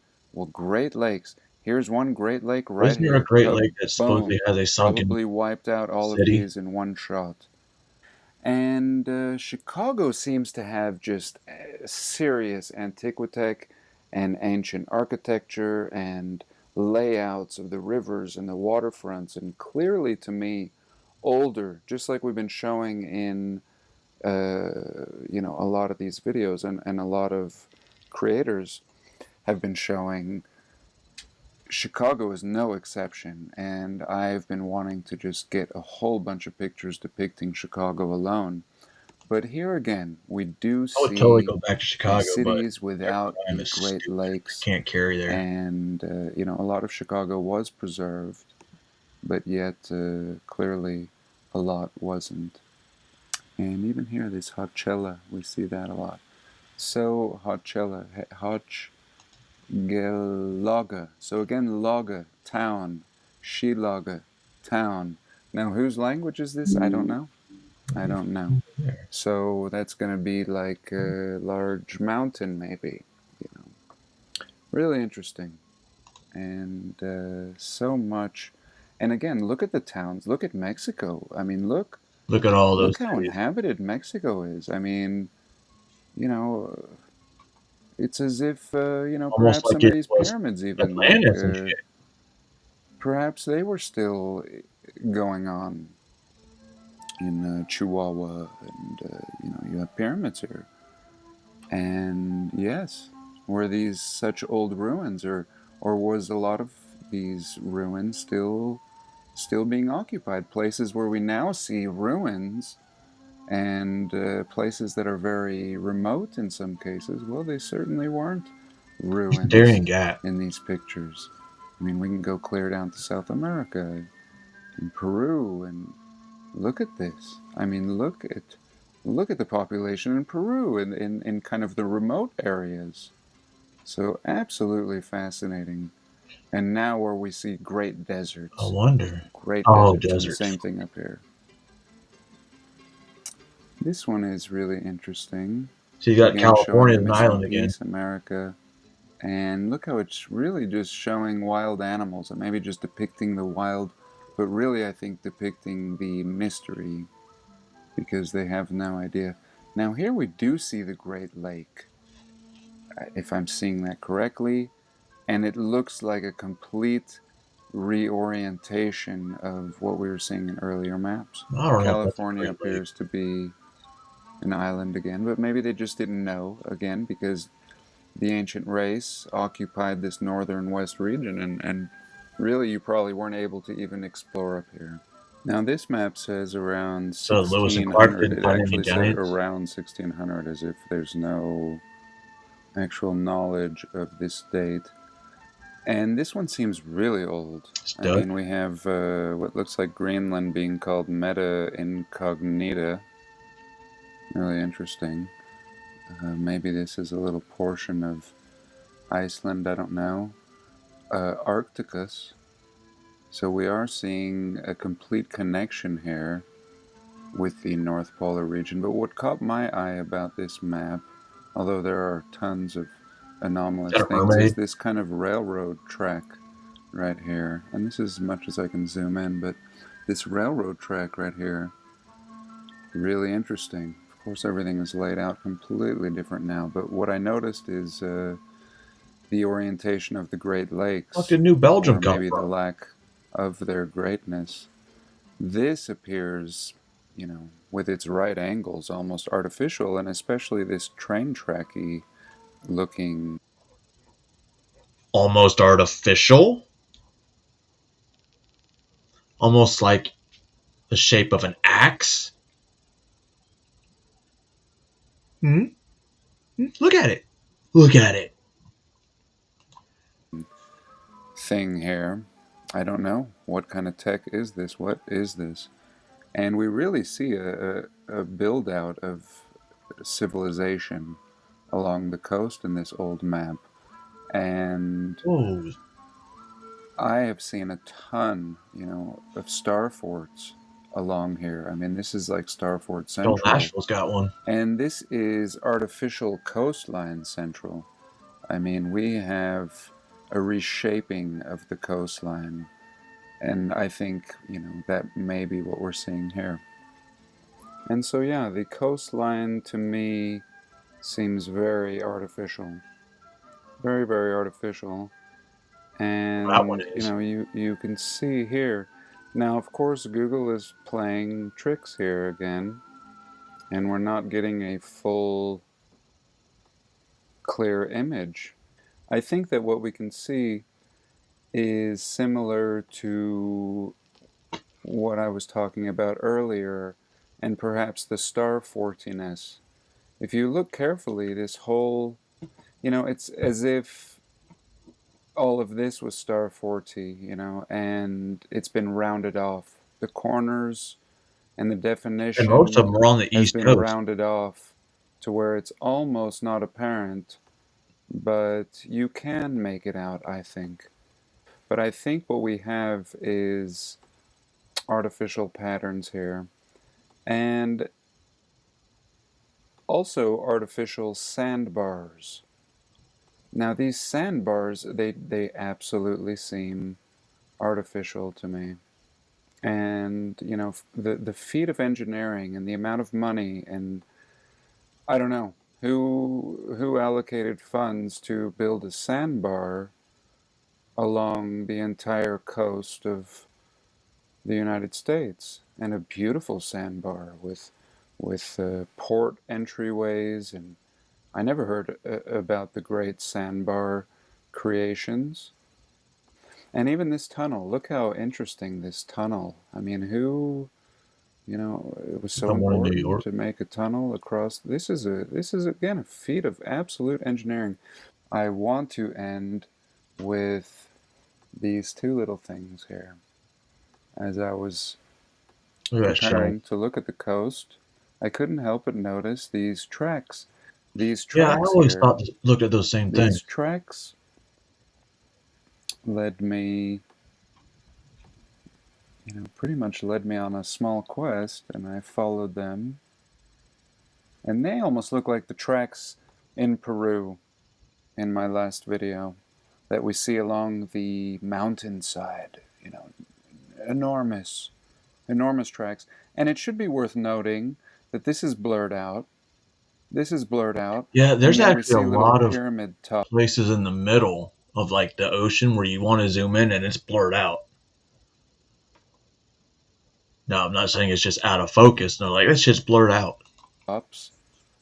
And it is absolutely blurred out. And you can see little dots around here. So here we definitely have some buried, not buried, just blurred out.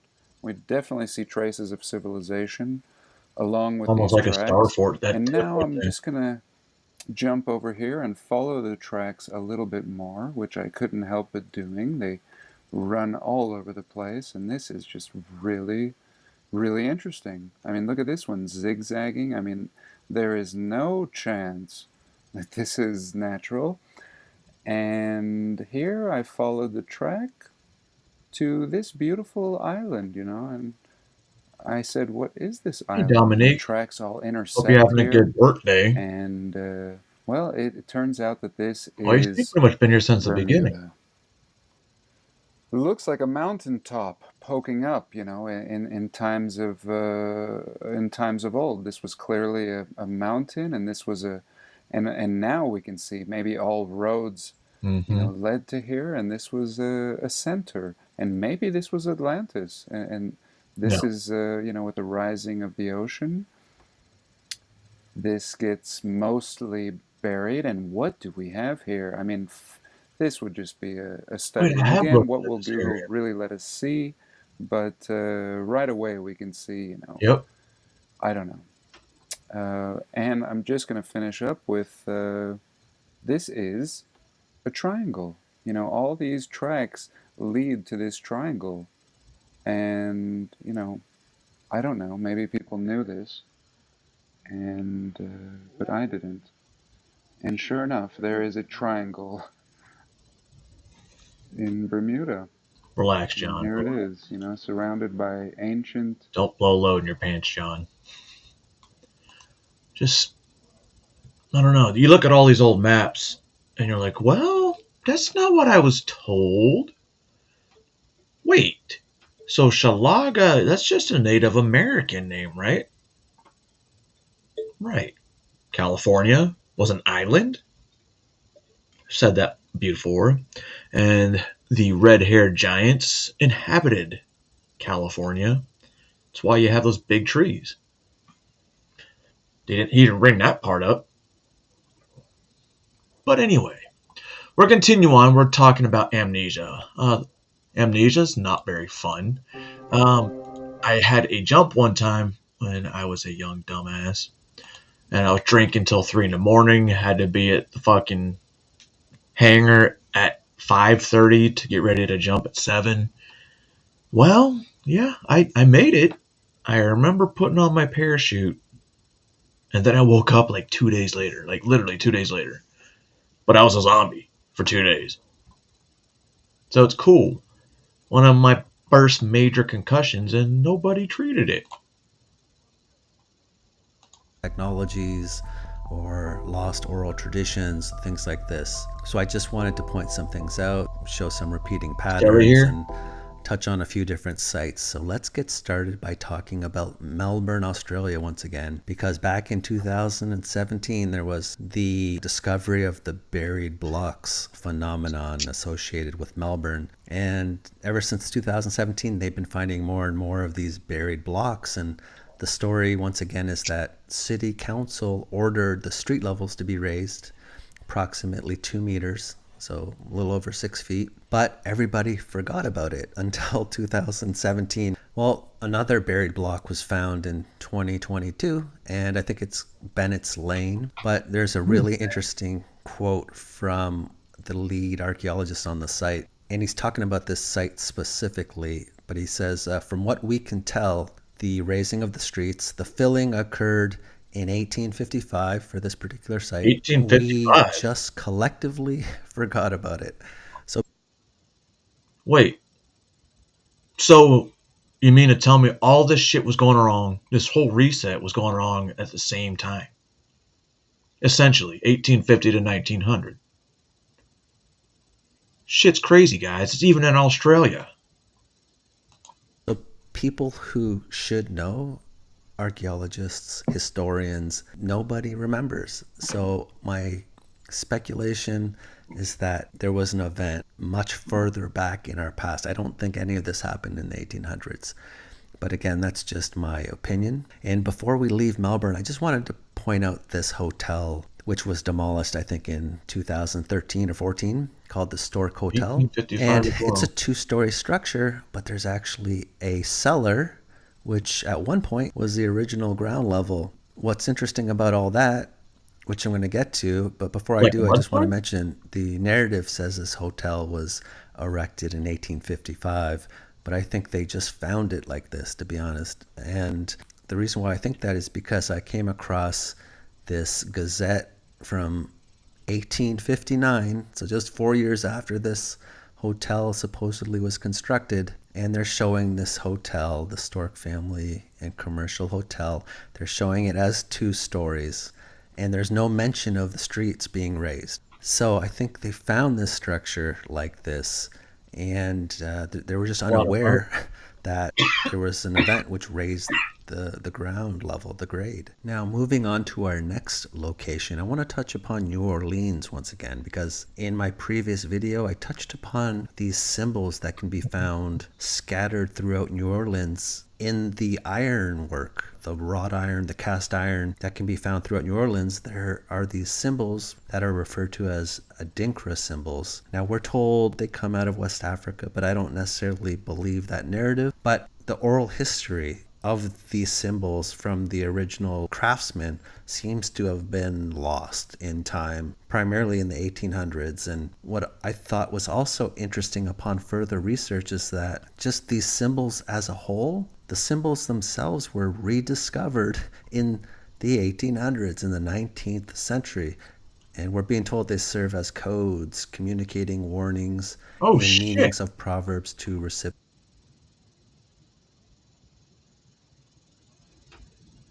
Interesting.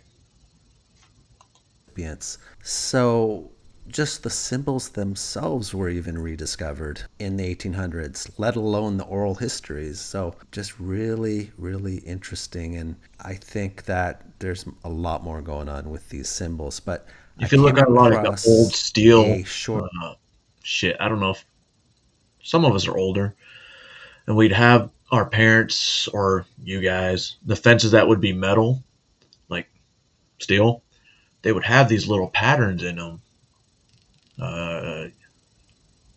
Yeah, like the one you see on screen. And they're made in New Orleans and places like that. You guys seen those before, right? Or am I just fucking imagining shit? Short clip of somebody talking about these symbols that can be found really throughout a lot of southern states, actually. And I want to play this 30-second clip. But before I do, I just want to mention that New Orleans also, of course, has a lot of archaeology, It's city got beneath the history to it. city. And that's a pattern with a lot of sites that have sort of this lost heritage. There seems to always be an earlier colonial period that's buried. And so I just wanted to point that out.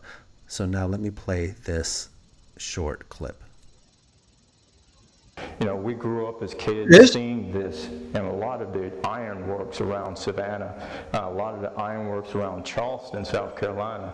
And this is See, motherfuckers, I'm not crazy.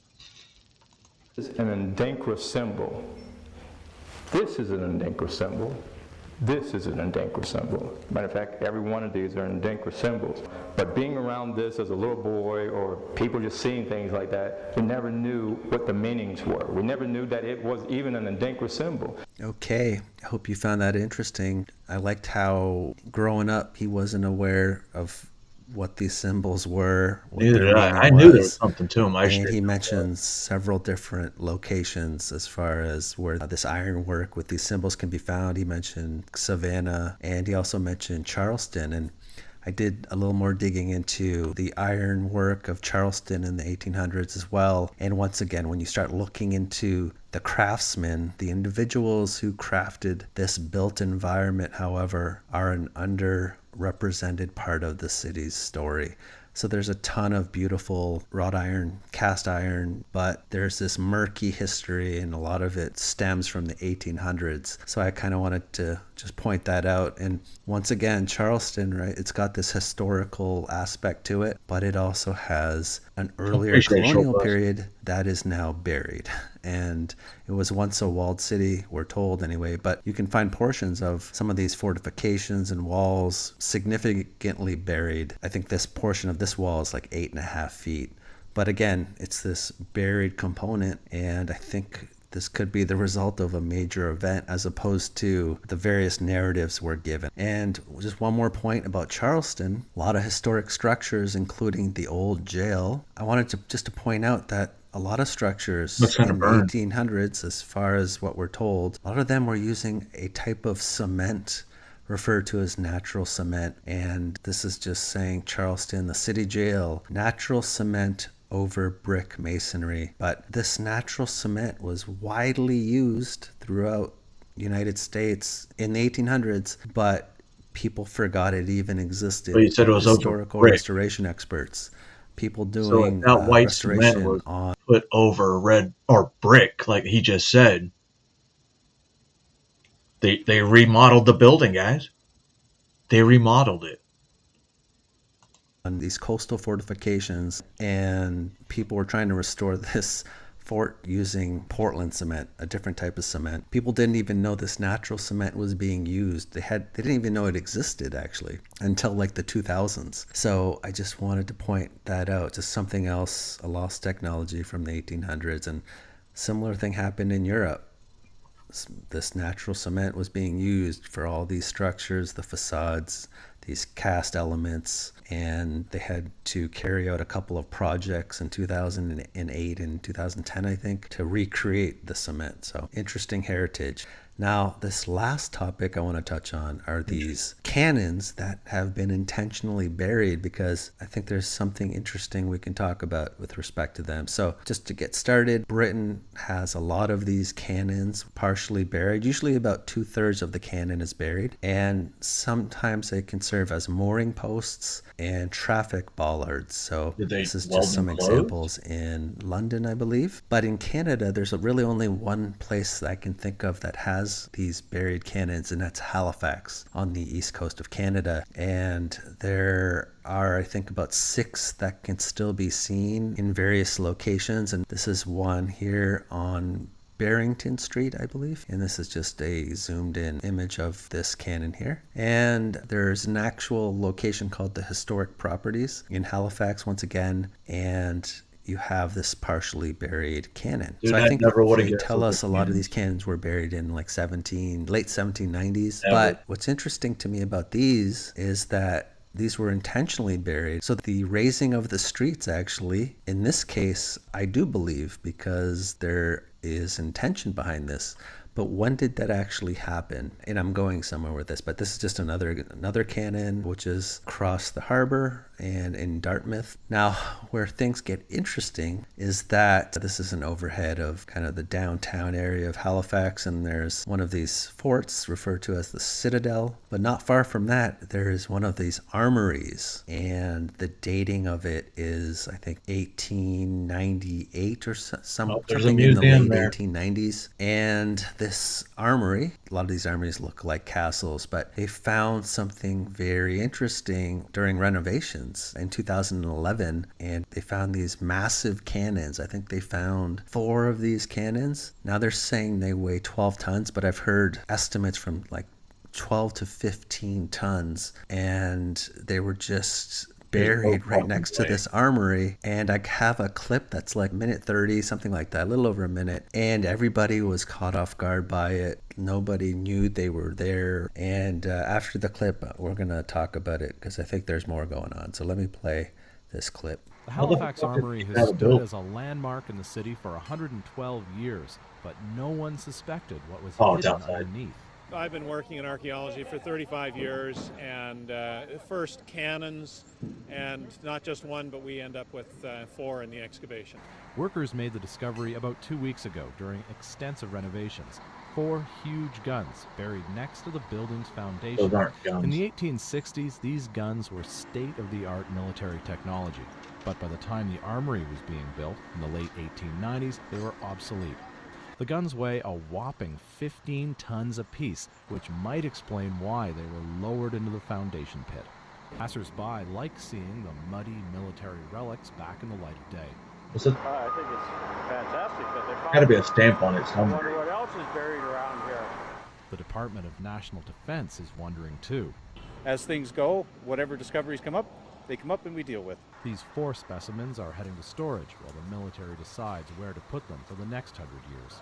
Jack Julian, CBC News, Halifax. Okay, yeah, interesting. This whole notion of all they're going to do these is store it? massive 12 to 15 ton cannons, and they're just lying buried. And even though we're told this was built in 1895, and again, I'm not questioning the ability of people to build structures like this, but I'm not necessarily believing it though. Just because something could be built doesn't mean it was built at that time. But I'm wondering if this structure was actually already here and they just dumped these cannons and then basically raised the street levels around a structure that was already there to hide the history, potentially. I came across this graphic just showing this front entrance here is represented here in this graphic, and they're just showing you, some of these windows that are in this graphic below grade. Right, but the foundation, I would assume, is actually further down from these windows.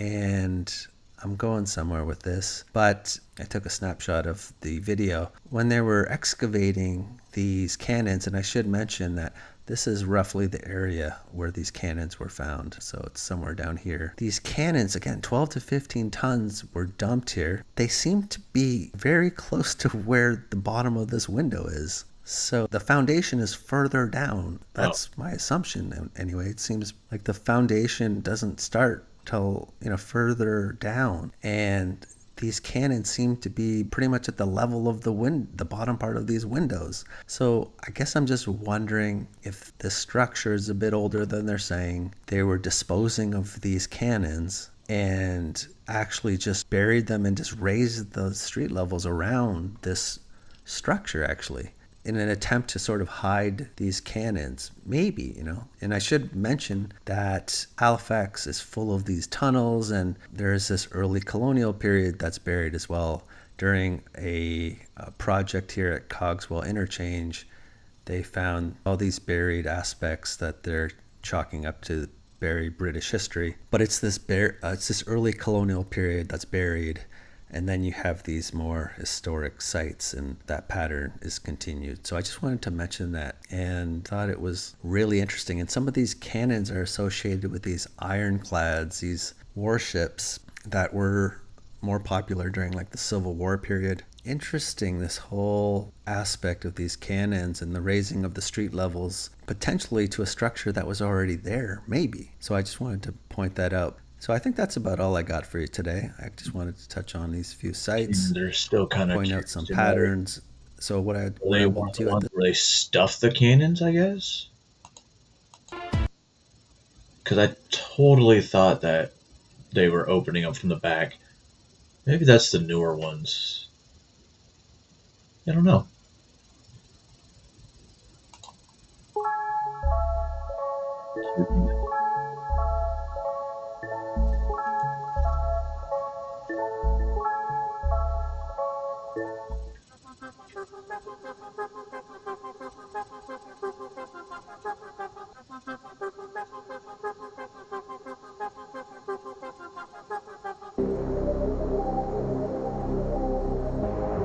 Nice Coliseum you got there.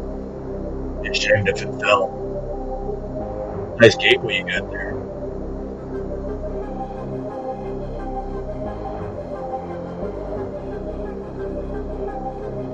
Nice. Hello everybody, and welcome back for another video. Today we're going to be talking about the timeline manipulation with a focus on the first millennium, 1 to 1000 AD or CE for Common Era. And the basic premise of this video is going to be talking about that's what CE means? This concept that the Roman Empire actually fell all at once because of more of a singular event, sort of a catastrophic event, as opposed to a gradual fall as it's normally laid out and described to us, and how they might have added false years into the timeline, specifically the first millennium. That's kind of going to be our focus. How could they have stretched out the timeline and hidden this from us?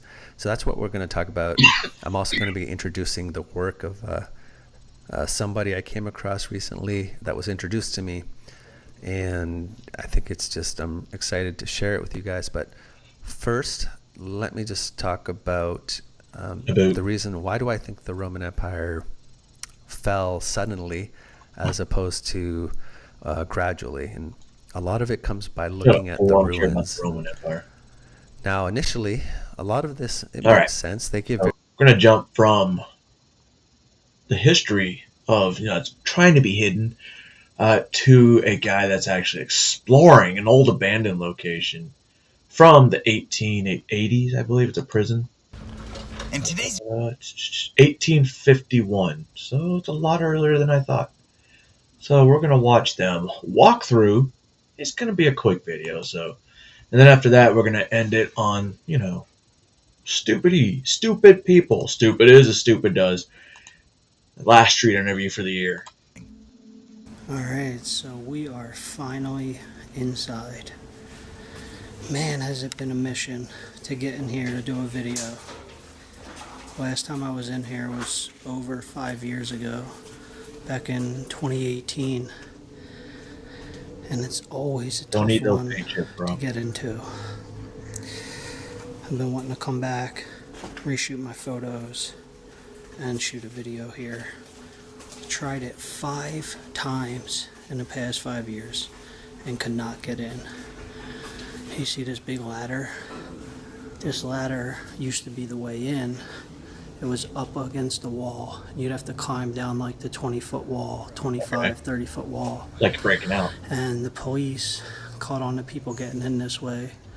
So they took the ladder and hid it up here, which has made it harder to get in now. So Here's my sticker from the very first time I came here. Miss you, Becca. Riot gear? This is so sick. This place has all the riot gear left. The shin guards, knee pads, you got the helmet, you got the shield.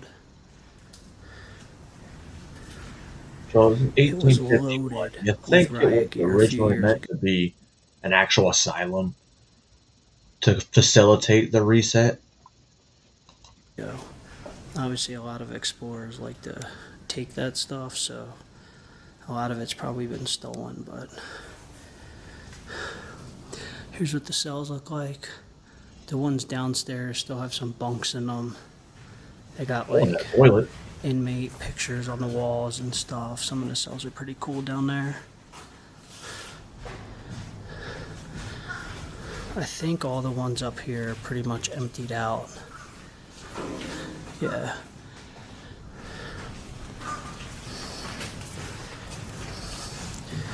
But look at the decay in here. This is one of the best decaying jails in America. It's 3 tiers. Just all around an incredible location. One of my favorites. Wait, I don't care about the top happy we floor. finally are back in here. There used to be a lot of cop cars in the back. They made for some really cool photos, but they've removed all the cop cars from the property. Although the former prison has been abandoned for almost 40 years, it still stands as a significant historical landmark reflecting true craftsmanship of penal architecture from the mid-19th century. The jail's imposing structure and its distinctive protruding central tower symbolize not only the hardened justice system of that time period, but also the building's overall function with its impressive aesthetic appeal. Not a lot of wood in that During one. its operational years, the old prison housed a few notable inmates and even played a crucial role in administering justice within the state. Shortly before the prison closed in 1987, it had become the focal point of social change within the world of corrections. But unfortunately, it was only after it had long been plagued by its contentious history of racial discrimination and disproportionate imprisonment of minority individuals. Post reset. Remember, instead of putting them in asylums, they talked about, once the freed slaves got freed, they all started coming up north when they were having kids. So they would take the parents, put them in asylums or jails, and then they used the kids to repopulate and rebuild. Rebuild. Look it up. Orphan trains. In addition, the prison played a critical role in perpetuating criminal injustice within the state and was often criticized for inflicting emotional trauma on the inmates that had come from low-income, poverty-stricken communities. This created increased concerns about the treatment of all inmates and led to calls for change and reform.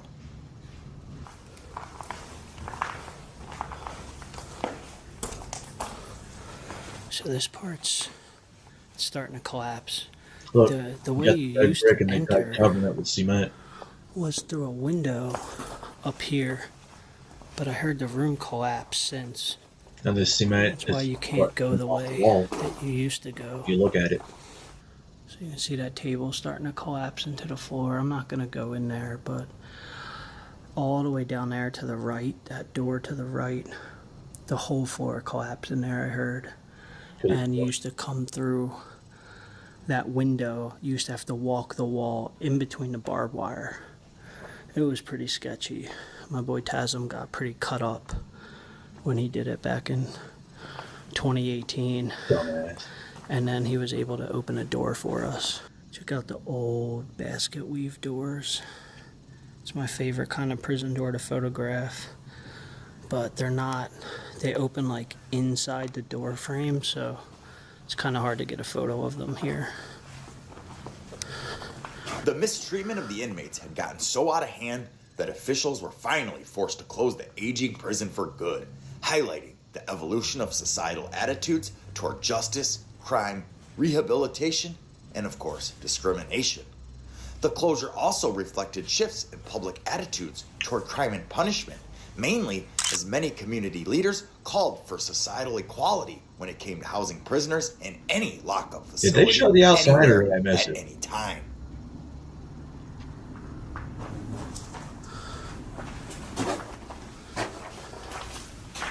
Let's go check these out, see if anything's in these cells.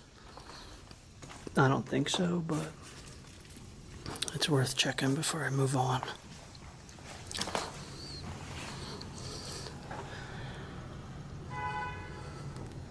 Yeah, they're all going to be empty like the other side. No shit. This old cell actually still has some bunks in it. Look at that. Isn't that wild? Got some retarded wind today, guys.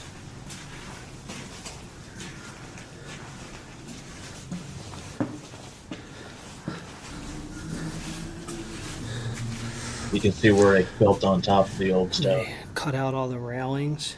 There used to be a railing up there so you don't fall off the side. Although the jail was decommissioned back in 1987, its legacy endures. Efforts for preservation and adaptive reuse have sparked ongoing discussions about certain factors being taken into consideration when it comes to historical preservation. The potential upcoming demolition of this iconic building symbolizes a new era in which individuals across the nation are beginning to reevaluate historical sites in relation to their perpetual of radical and often racist ideals and generational trauma. So with that being said, it seems that demolition of this prison is most likely inevitable, as many don't want it to be a constant reminder from a regrettable time period. However, there are still many protesting the demolition, with some even wanting the former prison to become a museum. There you go. So it will be very interesting Hear that, to see museum. what happens in the near future. Alright, now we're going down to the second floor tier.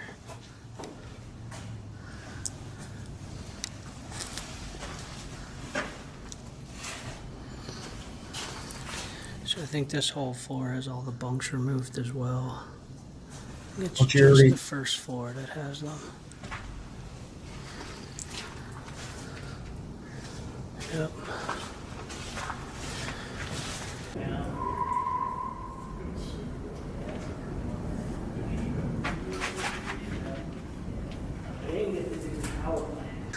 So this is as soon as you get into the jail. This is the first thing you see. Is this cell block. Really? This is a big cage that was up on the 3rd floor that they cut out. Look at the decay in here. I love the blue colors.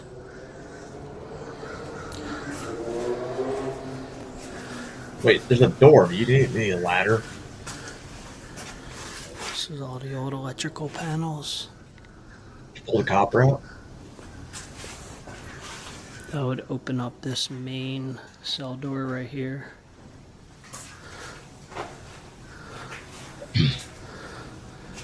Here's the old phone booths. Relics. The inmates can make their calls.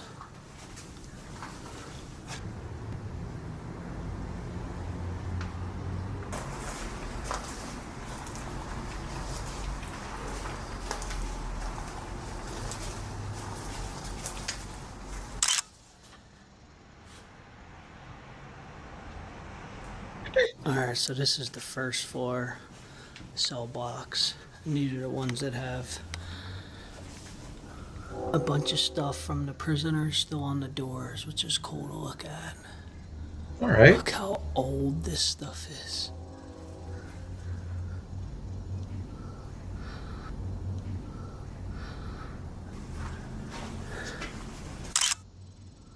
Oh, hey! I see boobies. I thought the first floor had bunks, but I guess it doesn't. I guess all the bunks are removed. Stop It's thinking. been so long since I've been here. I thought I had a photo with some bunks in them, but I guess not. Yeah, they're all gone. Somebody scrap metaled that shit already. Why are you blurring it out? Pussies.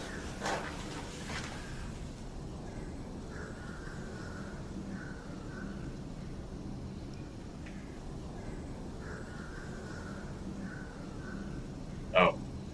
Alright. Let's check this cell out. There's a bunch of stuff on the walls.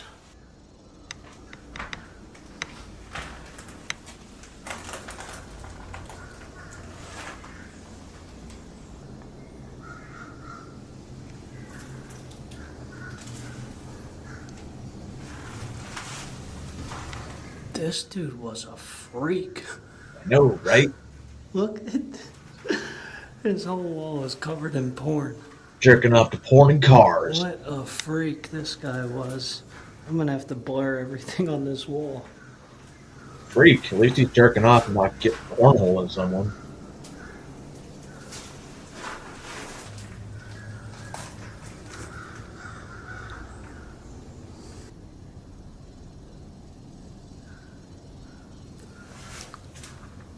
Let's check out this cell.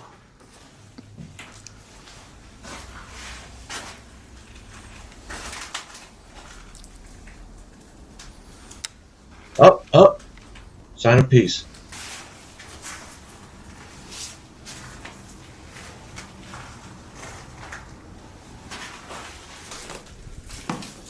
Oh, open it up more.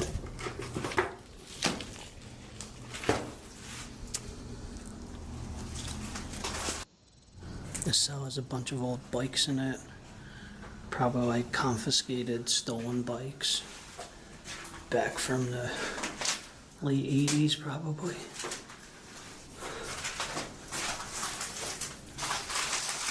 You too, Larp. Happy New Year as well.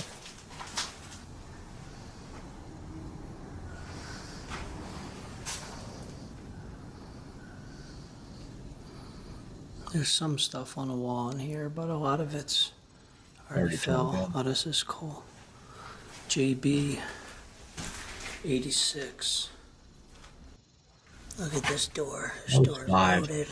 All motorcycle photos.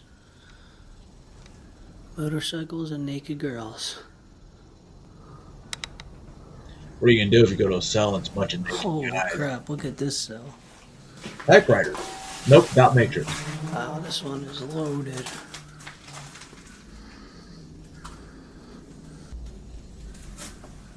I can't go over there, there's just too much stuff in the way. But this one's really cool. Just to look at all the pictures from the magazines and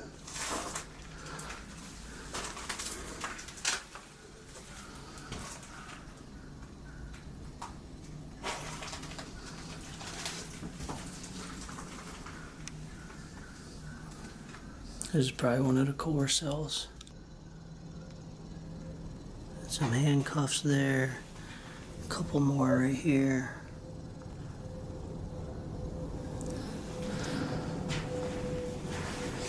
And that's pretty much the first floor. Look at all these old license plates. Dude, you should take a couple. This one's a pink cell. It's like the only one in the whole place that is pink. It's a gay cell. Everything else is blue. Maybe not. Some destination. That's cool. It's like whitewater rafting. A bunch more over here. It's all pictures of girls.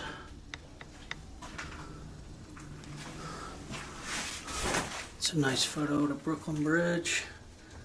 This entire part's all collapsed.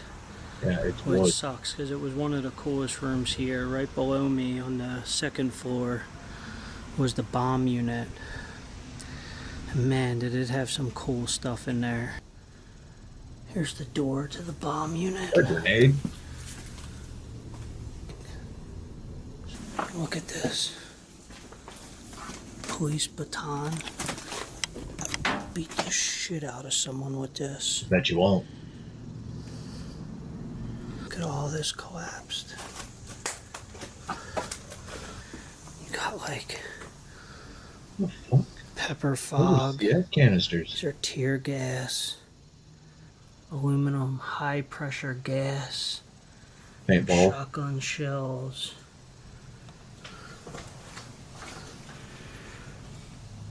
Bomb threats and search techniques. You got more riot gear. Wait, why is it? Riot shield. Why does a prison need a bomb? Yeah, I mean, not much else to really see in here. It's pretty hit.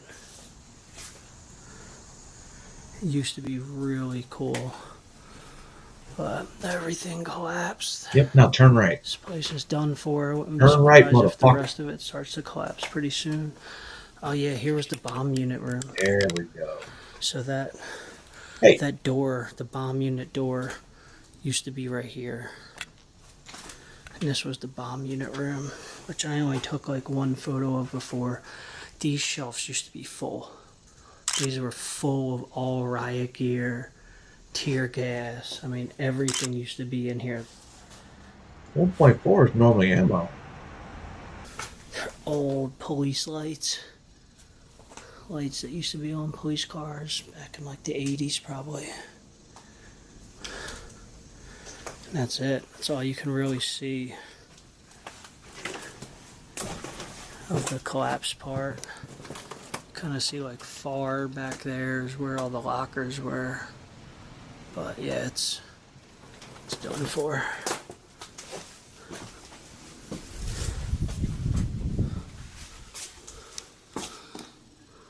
Not sure what that used to be. And that will take us to the end of today's video on this stunning 19th century abandoned prison with a disgraceful past. We hope. Don't all abandoned prisons have a disgraceful past? 1851. Right around the reset time.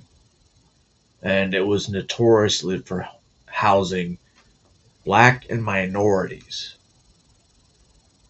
I wonder, 1851, okay.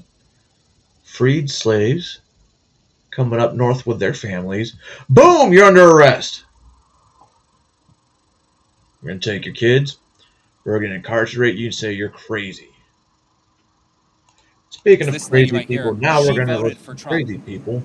I'll get y'all started while I go take it. He is going to incite a World War III Holocaust situation. Hitler is one of his idols. People have drinking the Kool-Aid. It's unbelievable how much. They would actually drink it like Jim Jones and die from this guy. Ah! What's going on, everyone? James Klug here. Over the last several months, the Democrats and the media ran a fear campaign saying that a Trump victory would mean Project 2025 and losing democracy. And they specifically went after women, threatening that he'd sign a federal abortion ban. Well, many women didn't buy into the fear-mongering and showed up anyways to vote for Donald Trump. So today, we're in Philadelphia and we're going to be talking to Democrats about female Trump supporters. And for those that can't fathom the idea of women supporting Donald Trump, I'm going to bring them face to face with my good friend, Lisa Elizabeth. Lisa, thanks for joining me today. Are you ready to get going? I'm cold, but I'm ready. We're ready. Let's go talk to some people.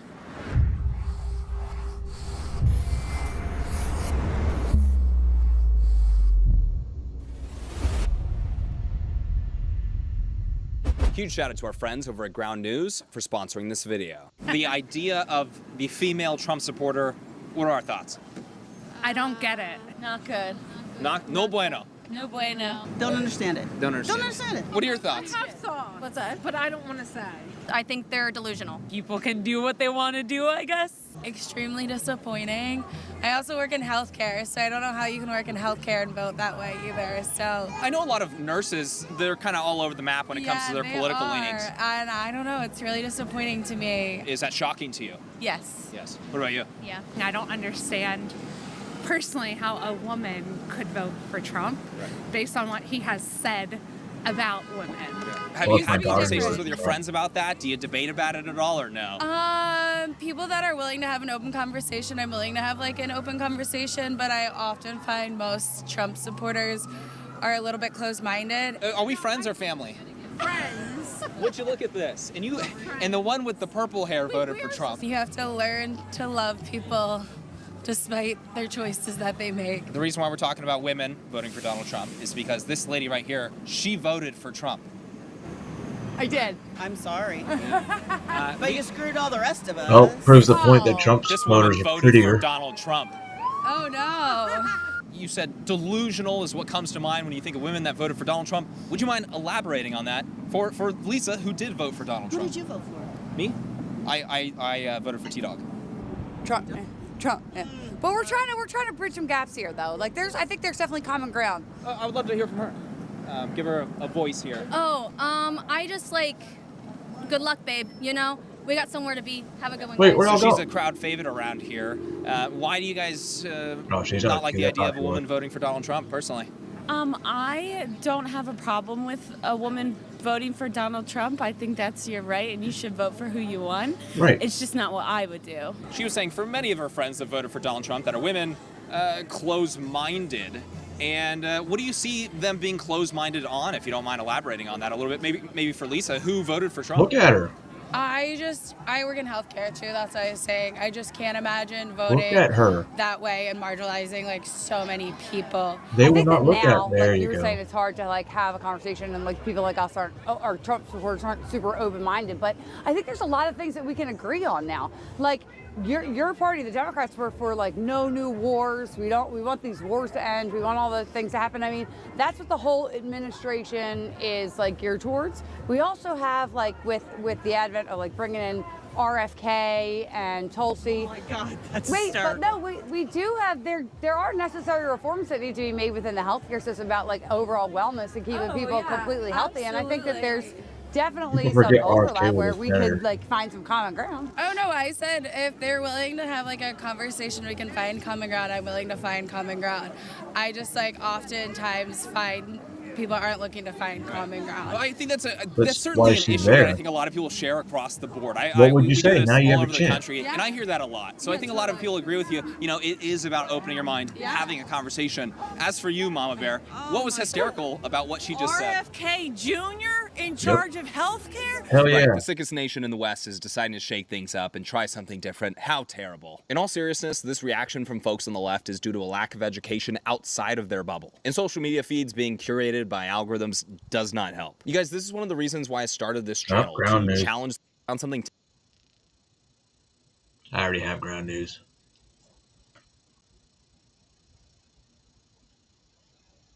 Stop being a bitch. Oh, we're not doing it. I'm an old white woman. Whoa, whoa, whoa. That's an excuse now? My God, we eradicate a Sorry. Oh, come the fuck on, bro. Who needs it? Remember, supporting Ground News doesn't just support the work my team and I are doing, you're also taking back control of how you stay informed. All right, let's get back to this video. My God, we eradicated polio and other diseases, and now they're all going to come back because he doesn't think children should be vaccinated. No, that's not I'm an true. old white woman, and we grew up learning to be kind, empathetic, nice. He is evil. He is none of those things. RFK or Trump? RFK just wanted. Do you guys think that Donald Trump is against women? He's not against children getting vaccines. He says it's choice. I don't understand. Everything that the Trump administration says, it's choice. It's up to your local government, not the federal government. Or no? I think he's supported other people that have petitioned to take the bodily autonomy from women, and that's the biggest thing for me. Defend your position. Don't start a fight with your friend, but defend your position. Harris is spectacular. I mean, she's brilliant. She was a prosecutor. She is on the right side. Yeah. Trump is The right side of Trump's not what? brilliant, and he's on the wrong side. Trump is a horror show. If you were to tell her one major Oh, this is reason great. why voting for Donald Trump as a woman was a bad idea, what would it be? Because he's not for a woman. In my own personal opinion, his interests are himself, and He has he the can first say what female chief of staff ever. He has women that are his attorneys. He's a millionaire, billionaire who has no reason to be running for president. He just did it. You mean he did that for his ego? Okay. He has more women around him than most other people, like most other politicians out there. So that doesn't fly either. I think just because there is evidence to support that he respects women, like hiring a woman, I think like these types As of his number one motivations they can also come from saving these populations that he wants to gain to vote for him, like women. So he's going to hire women. He's going to get women on his side out in the public. So by her logic,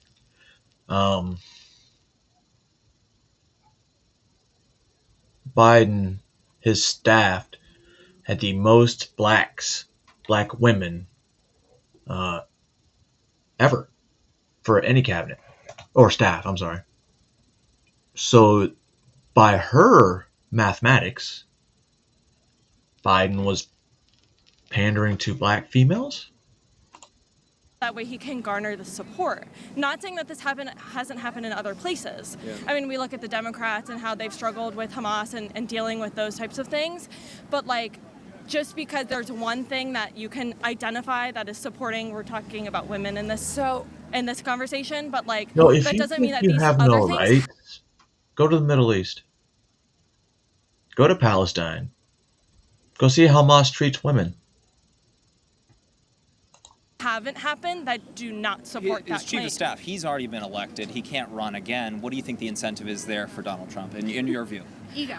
Yeah, personally, I'm not going to have a you're positive saying to get opinion, those voters. so- Right, yeah. I think that and he's also, doing a in lot future, to protect women. That's like, what I think. He's protecting like men and women, like women from men and women's sports, right? Like taking just scholarships and opportunities away from these girls, right? Like people being assaulted by having mass immigration, having a lot like Lake and Riley, like Jocelyn, like all these people that have been attacked by people who really shouldn't be here in the first place, right? I see him as overall trying to protect women more than hurt them. What are your thoughts on that response? Do you think that's reasonable? I understand what you're saying. However, I think protecting women looks different for you than for me. Okay. That's a good question. Really? So, for you, protecting women is like excluding transgender women from sports. Well, they're Whereas biologically for me, male and hurting females, like physically, like that, like the boxer, or the boxer in the Olympics that was like had XY chromosomes, like almost broke that girl's like face, like it was horrible. I hear you. Is that reasonable? I don't, yes and no. Like, I understand what you're saying in the sense that, like, they are stronger than women. Right. However, or, like, biological women. But that doesn't mean that we can, like, excuse, because to me, this is like an excuse to exclude transgender women from the conversation. Well, they're men. And I personally don't think that that's right, because they are a population that's in this country, whether or not you like it.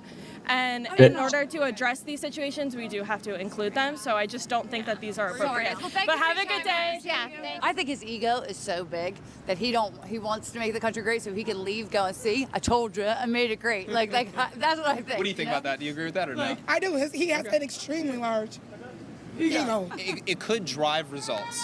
It could drive results. It can. To you, what matters when it comes to, if you guys are thinking 15 years down the road, do you care about somebody's personality or do you care about the policies that they support and enact? Oh, policies are important, but so is your character. I don't want my children to ever emulate this Yeah, horrible. all these women that were, pretty much talking down before she showed up, they get awfully quiet or intimidated by this Amazon woman. I mean, she is tall. She could probably throw them, which actually is not that bad of an idea. Human being that's going to be president again. Well, Lisa, what would your response be to that as a woman that voted for Trump? I just think that that's so misguided. I think that that's what like the media has turned it to be. Before he decided to put an R next to his name and come down the escalator, everyone loved him. Oprah had him on. I didn't love him. Fact. That made Yes, me, you but did. like everybody loved him. Thought he was super generous. He got Not NAACP generous. awards. It's all scam. He let people stay Define in his like how. that. I forget what her name was. The little singer. Her family got shot. He let her stay for free Yeah, until it's the Yeah, hotel for forever. It's a game. He only cares about himself. Would you agree that more people liked him before you ran for president or no?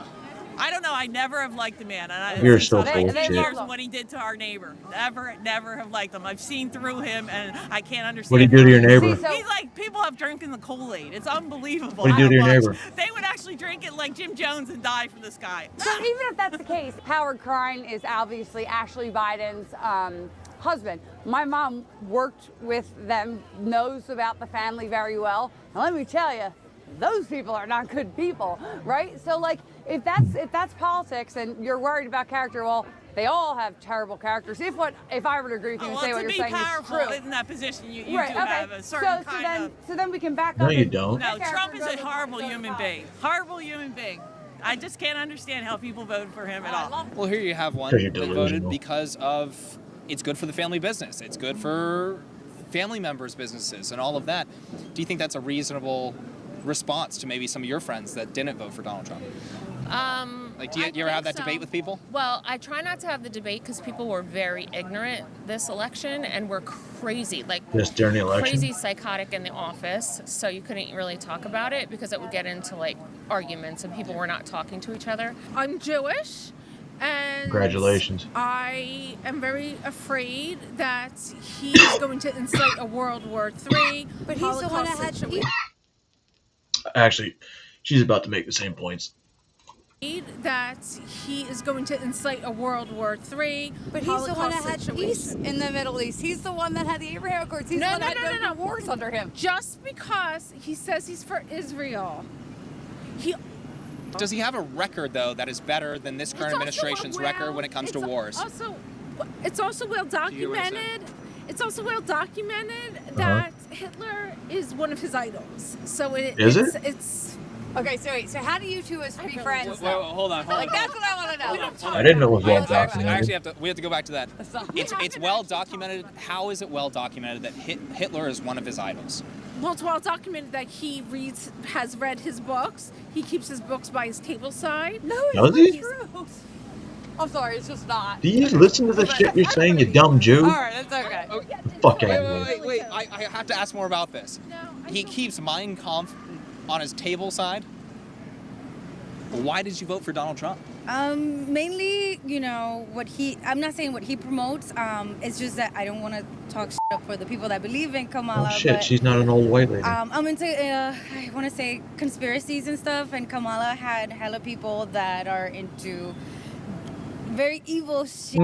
My husband is a business owner, and so that was like my main focus. I can tell you I would have probably never understood it until because I work in government and with hospitals, so of course everybody wants, a Democrat in, because that's where we get our funding. But then when I had a husband who actually had his own business, within the last 4 years, I saw the difference in what it did to his business. And I have a brother that has his own business, and then I started to see it a little differently, because people in business did much better when Trump was in. We run into a lot of women that voted for Kamala Harris. They're saying, how on earth could you ever be a woman and vote for Donald Trump, or just a person and vote for Donald Trump? They don't see it at all, and they genuinely think that maybe he's a Nazi sympathizer or he's racist. What would you say to people that believe that he's racist or a Nazi or whatever it may be? I think it's ignorant. I think people that think like that are ignorant just because they believe whatever's on TV. They do cut some parts and make it seem like he's saying certain things,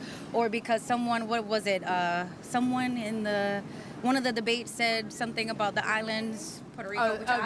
He's a comedian. Not a debate. It was a stand-up comedian, Kill Tony, that was doing a set before the rally. You see, he was actually doing a joke about like them having a trash problem, but people don't understand that they have had this like long-standing trash problem, and so they took it way out of context. So exactly. And then I have people that tell me, "Well, Trump said this." I'm like, "Did he say it, or did someone else say it?" He says wild, crazy things, but who doesn't? Sometimes I say the most racist, crazy things out of the middle of nowhere, and I'm like, I'm not racist, right? But sometimes you say really dumb things. Probably the least racist people are the ones that are making those types of jokes too, or saying crap like that as well. When it comes to a lot of Republicans and why they support, let's say Donald Trump or something, they see him as a president for everybody, not for white people, not for Hispanics, not for blacks, for everybody. And that seems to be the underlying position when I'm interviewing Republicans is he's a president for all Americans. Do you think that Democrats, have they done anything for, let's say, Black America specifically? They run every single major city, and a lot of these cities seem like a disaster. Would you agree with that? Well, okay, like I said, some of my friends did support Trump this election, so we've had a lot of talks about things like this, debates, and they don't believe that Democrats have supported, especially because they were in office for the past 4 years. They don't believe that Democrats supported Black America. But for me, I'm not from Pennsylvania. I'm from Seattle, so a lot of things that have to do with him, especially with healthcare, that leads a lot of people running to my state. Because the things that your state might vote on and say no to, they're coming to you. They're going to come to my state that's going to 100% say across the board, yes, for us, then it leads into flooding and overpopulation. Then we have people of all ages, all races, all ethnicities. We have a lot of them coming to Seattle to get health care that you can't get in Texas. But doesn't Oh, Seattle have because like a huge transitioning? drug problem? We do. Has Seattle done a good job of cracking down on the drug crisis in Seattle? They're giving out needles. They're encouraging it. They don't. They Can't look at Republicans for that issue. That's an everybody issue. Well, there's no Republicans in Seattle. In Seattle, they can care less. You can literally turn My around. brother lives see right somebody outside Seattle. shooting up or He's smoking definitely a in front of you. That's out as a couple, like that way, down in Kensington. Nope, it It's doesn't rough. matter. Yeah. It doesn't matter. For the record, I will say that I am a Christian and that my values are about respecting other people's thoughts, feelings, and opinions. That's why we're such amazing friends. Because we are amazing friends. We're trying to bridge She's a gaps. lovely, That's what we're doing. cute. She's an incredible human being. It's okay that we can But disagree politically. I do not agree with his position on abortion. Every woman has the right to her own body, and I Right. don't need a bunch of old white men telling me what to do. Uh-oh. Didn't old white men, weren't they the reason for Roe v. Wade? Okay. No, Where you going? Thank you so much. They totally were. All right, you guys, that is it for part 1. If you enjoyed this video, please make sure you subscribe if you're not subscribed. Well, ladies and gentlemen, boys and girls, and people that are allowed to be in here, I hope you enjoyed the final episode of 2024. And if I don't come tomorrow for the first episode of 2025, or if I put a rerun on, then the next episode will be the day after. And I'm going to look more into this Pope door thing, because now I'm kind of interested. I hope y'all, you, your family, and everyone around you has an amazing New Year's Eve. If you're going to drink, don't drive. Okay, that's the last thing you want to do. Don't beat your kids, don't beat your wife, don't beat your husband, don't beat your dog. Enjoy the time with your family. You can drink, you can smoke, you can be merry. Just remember, tomorrow is another day, right? And we make the best of it. Let's start New Year's off with joy. Definitely with ghosts. This is one of the things I've been deep diving into since I got out of the Army, and oh my god, I could show you so many things. 2025, we're going to live in the past. Well, majority we're going to live in the past. Because there's still new shit that comes up. Well, I'm not telling you how to think. I'm just saying next year, come prepared to think. Right? Hope y'all have a good New Year's. Like I said, spend it with your family, because I'm about to go spend it since they... Oh shit, they don't get off work until 4 more hours. Anyway, don't forget to hit the like if you want to. I don't really give a shit. But send your friends my way. Especially if they have interest in shit that they don't tell you in the mainstreams for a reason.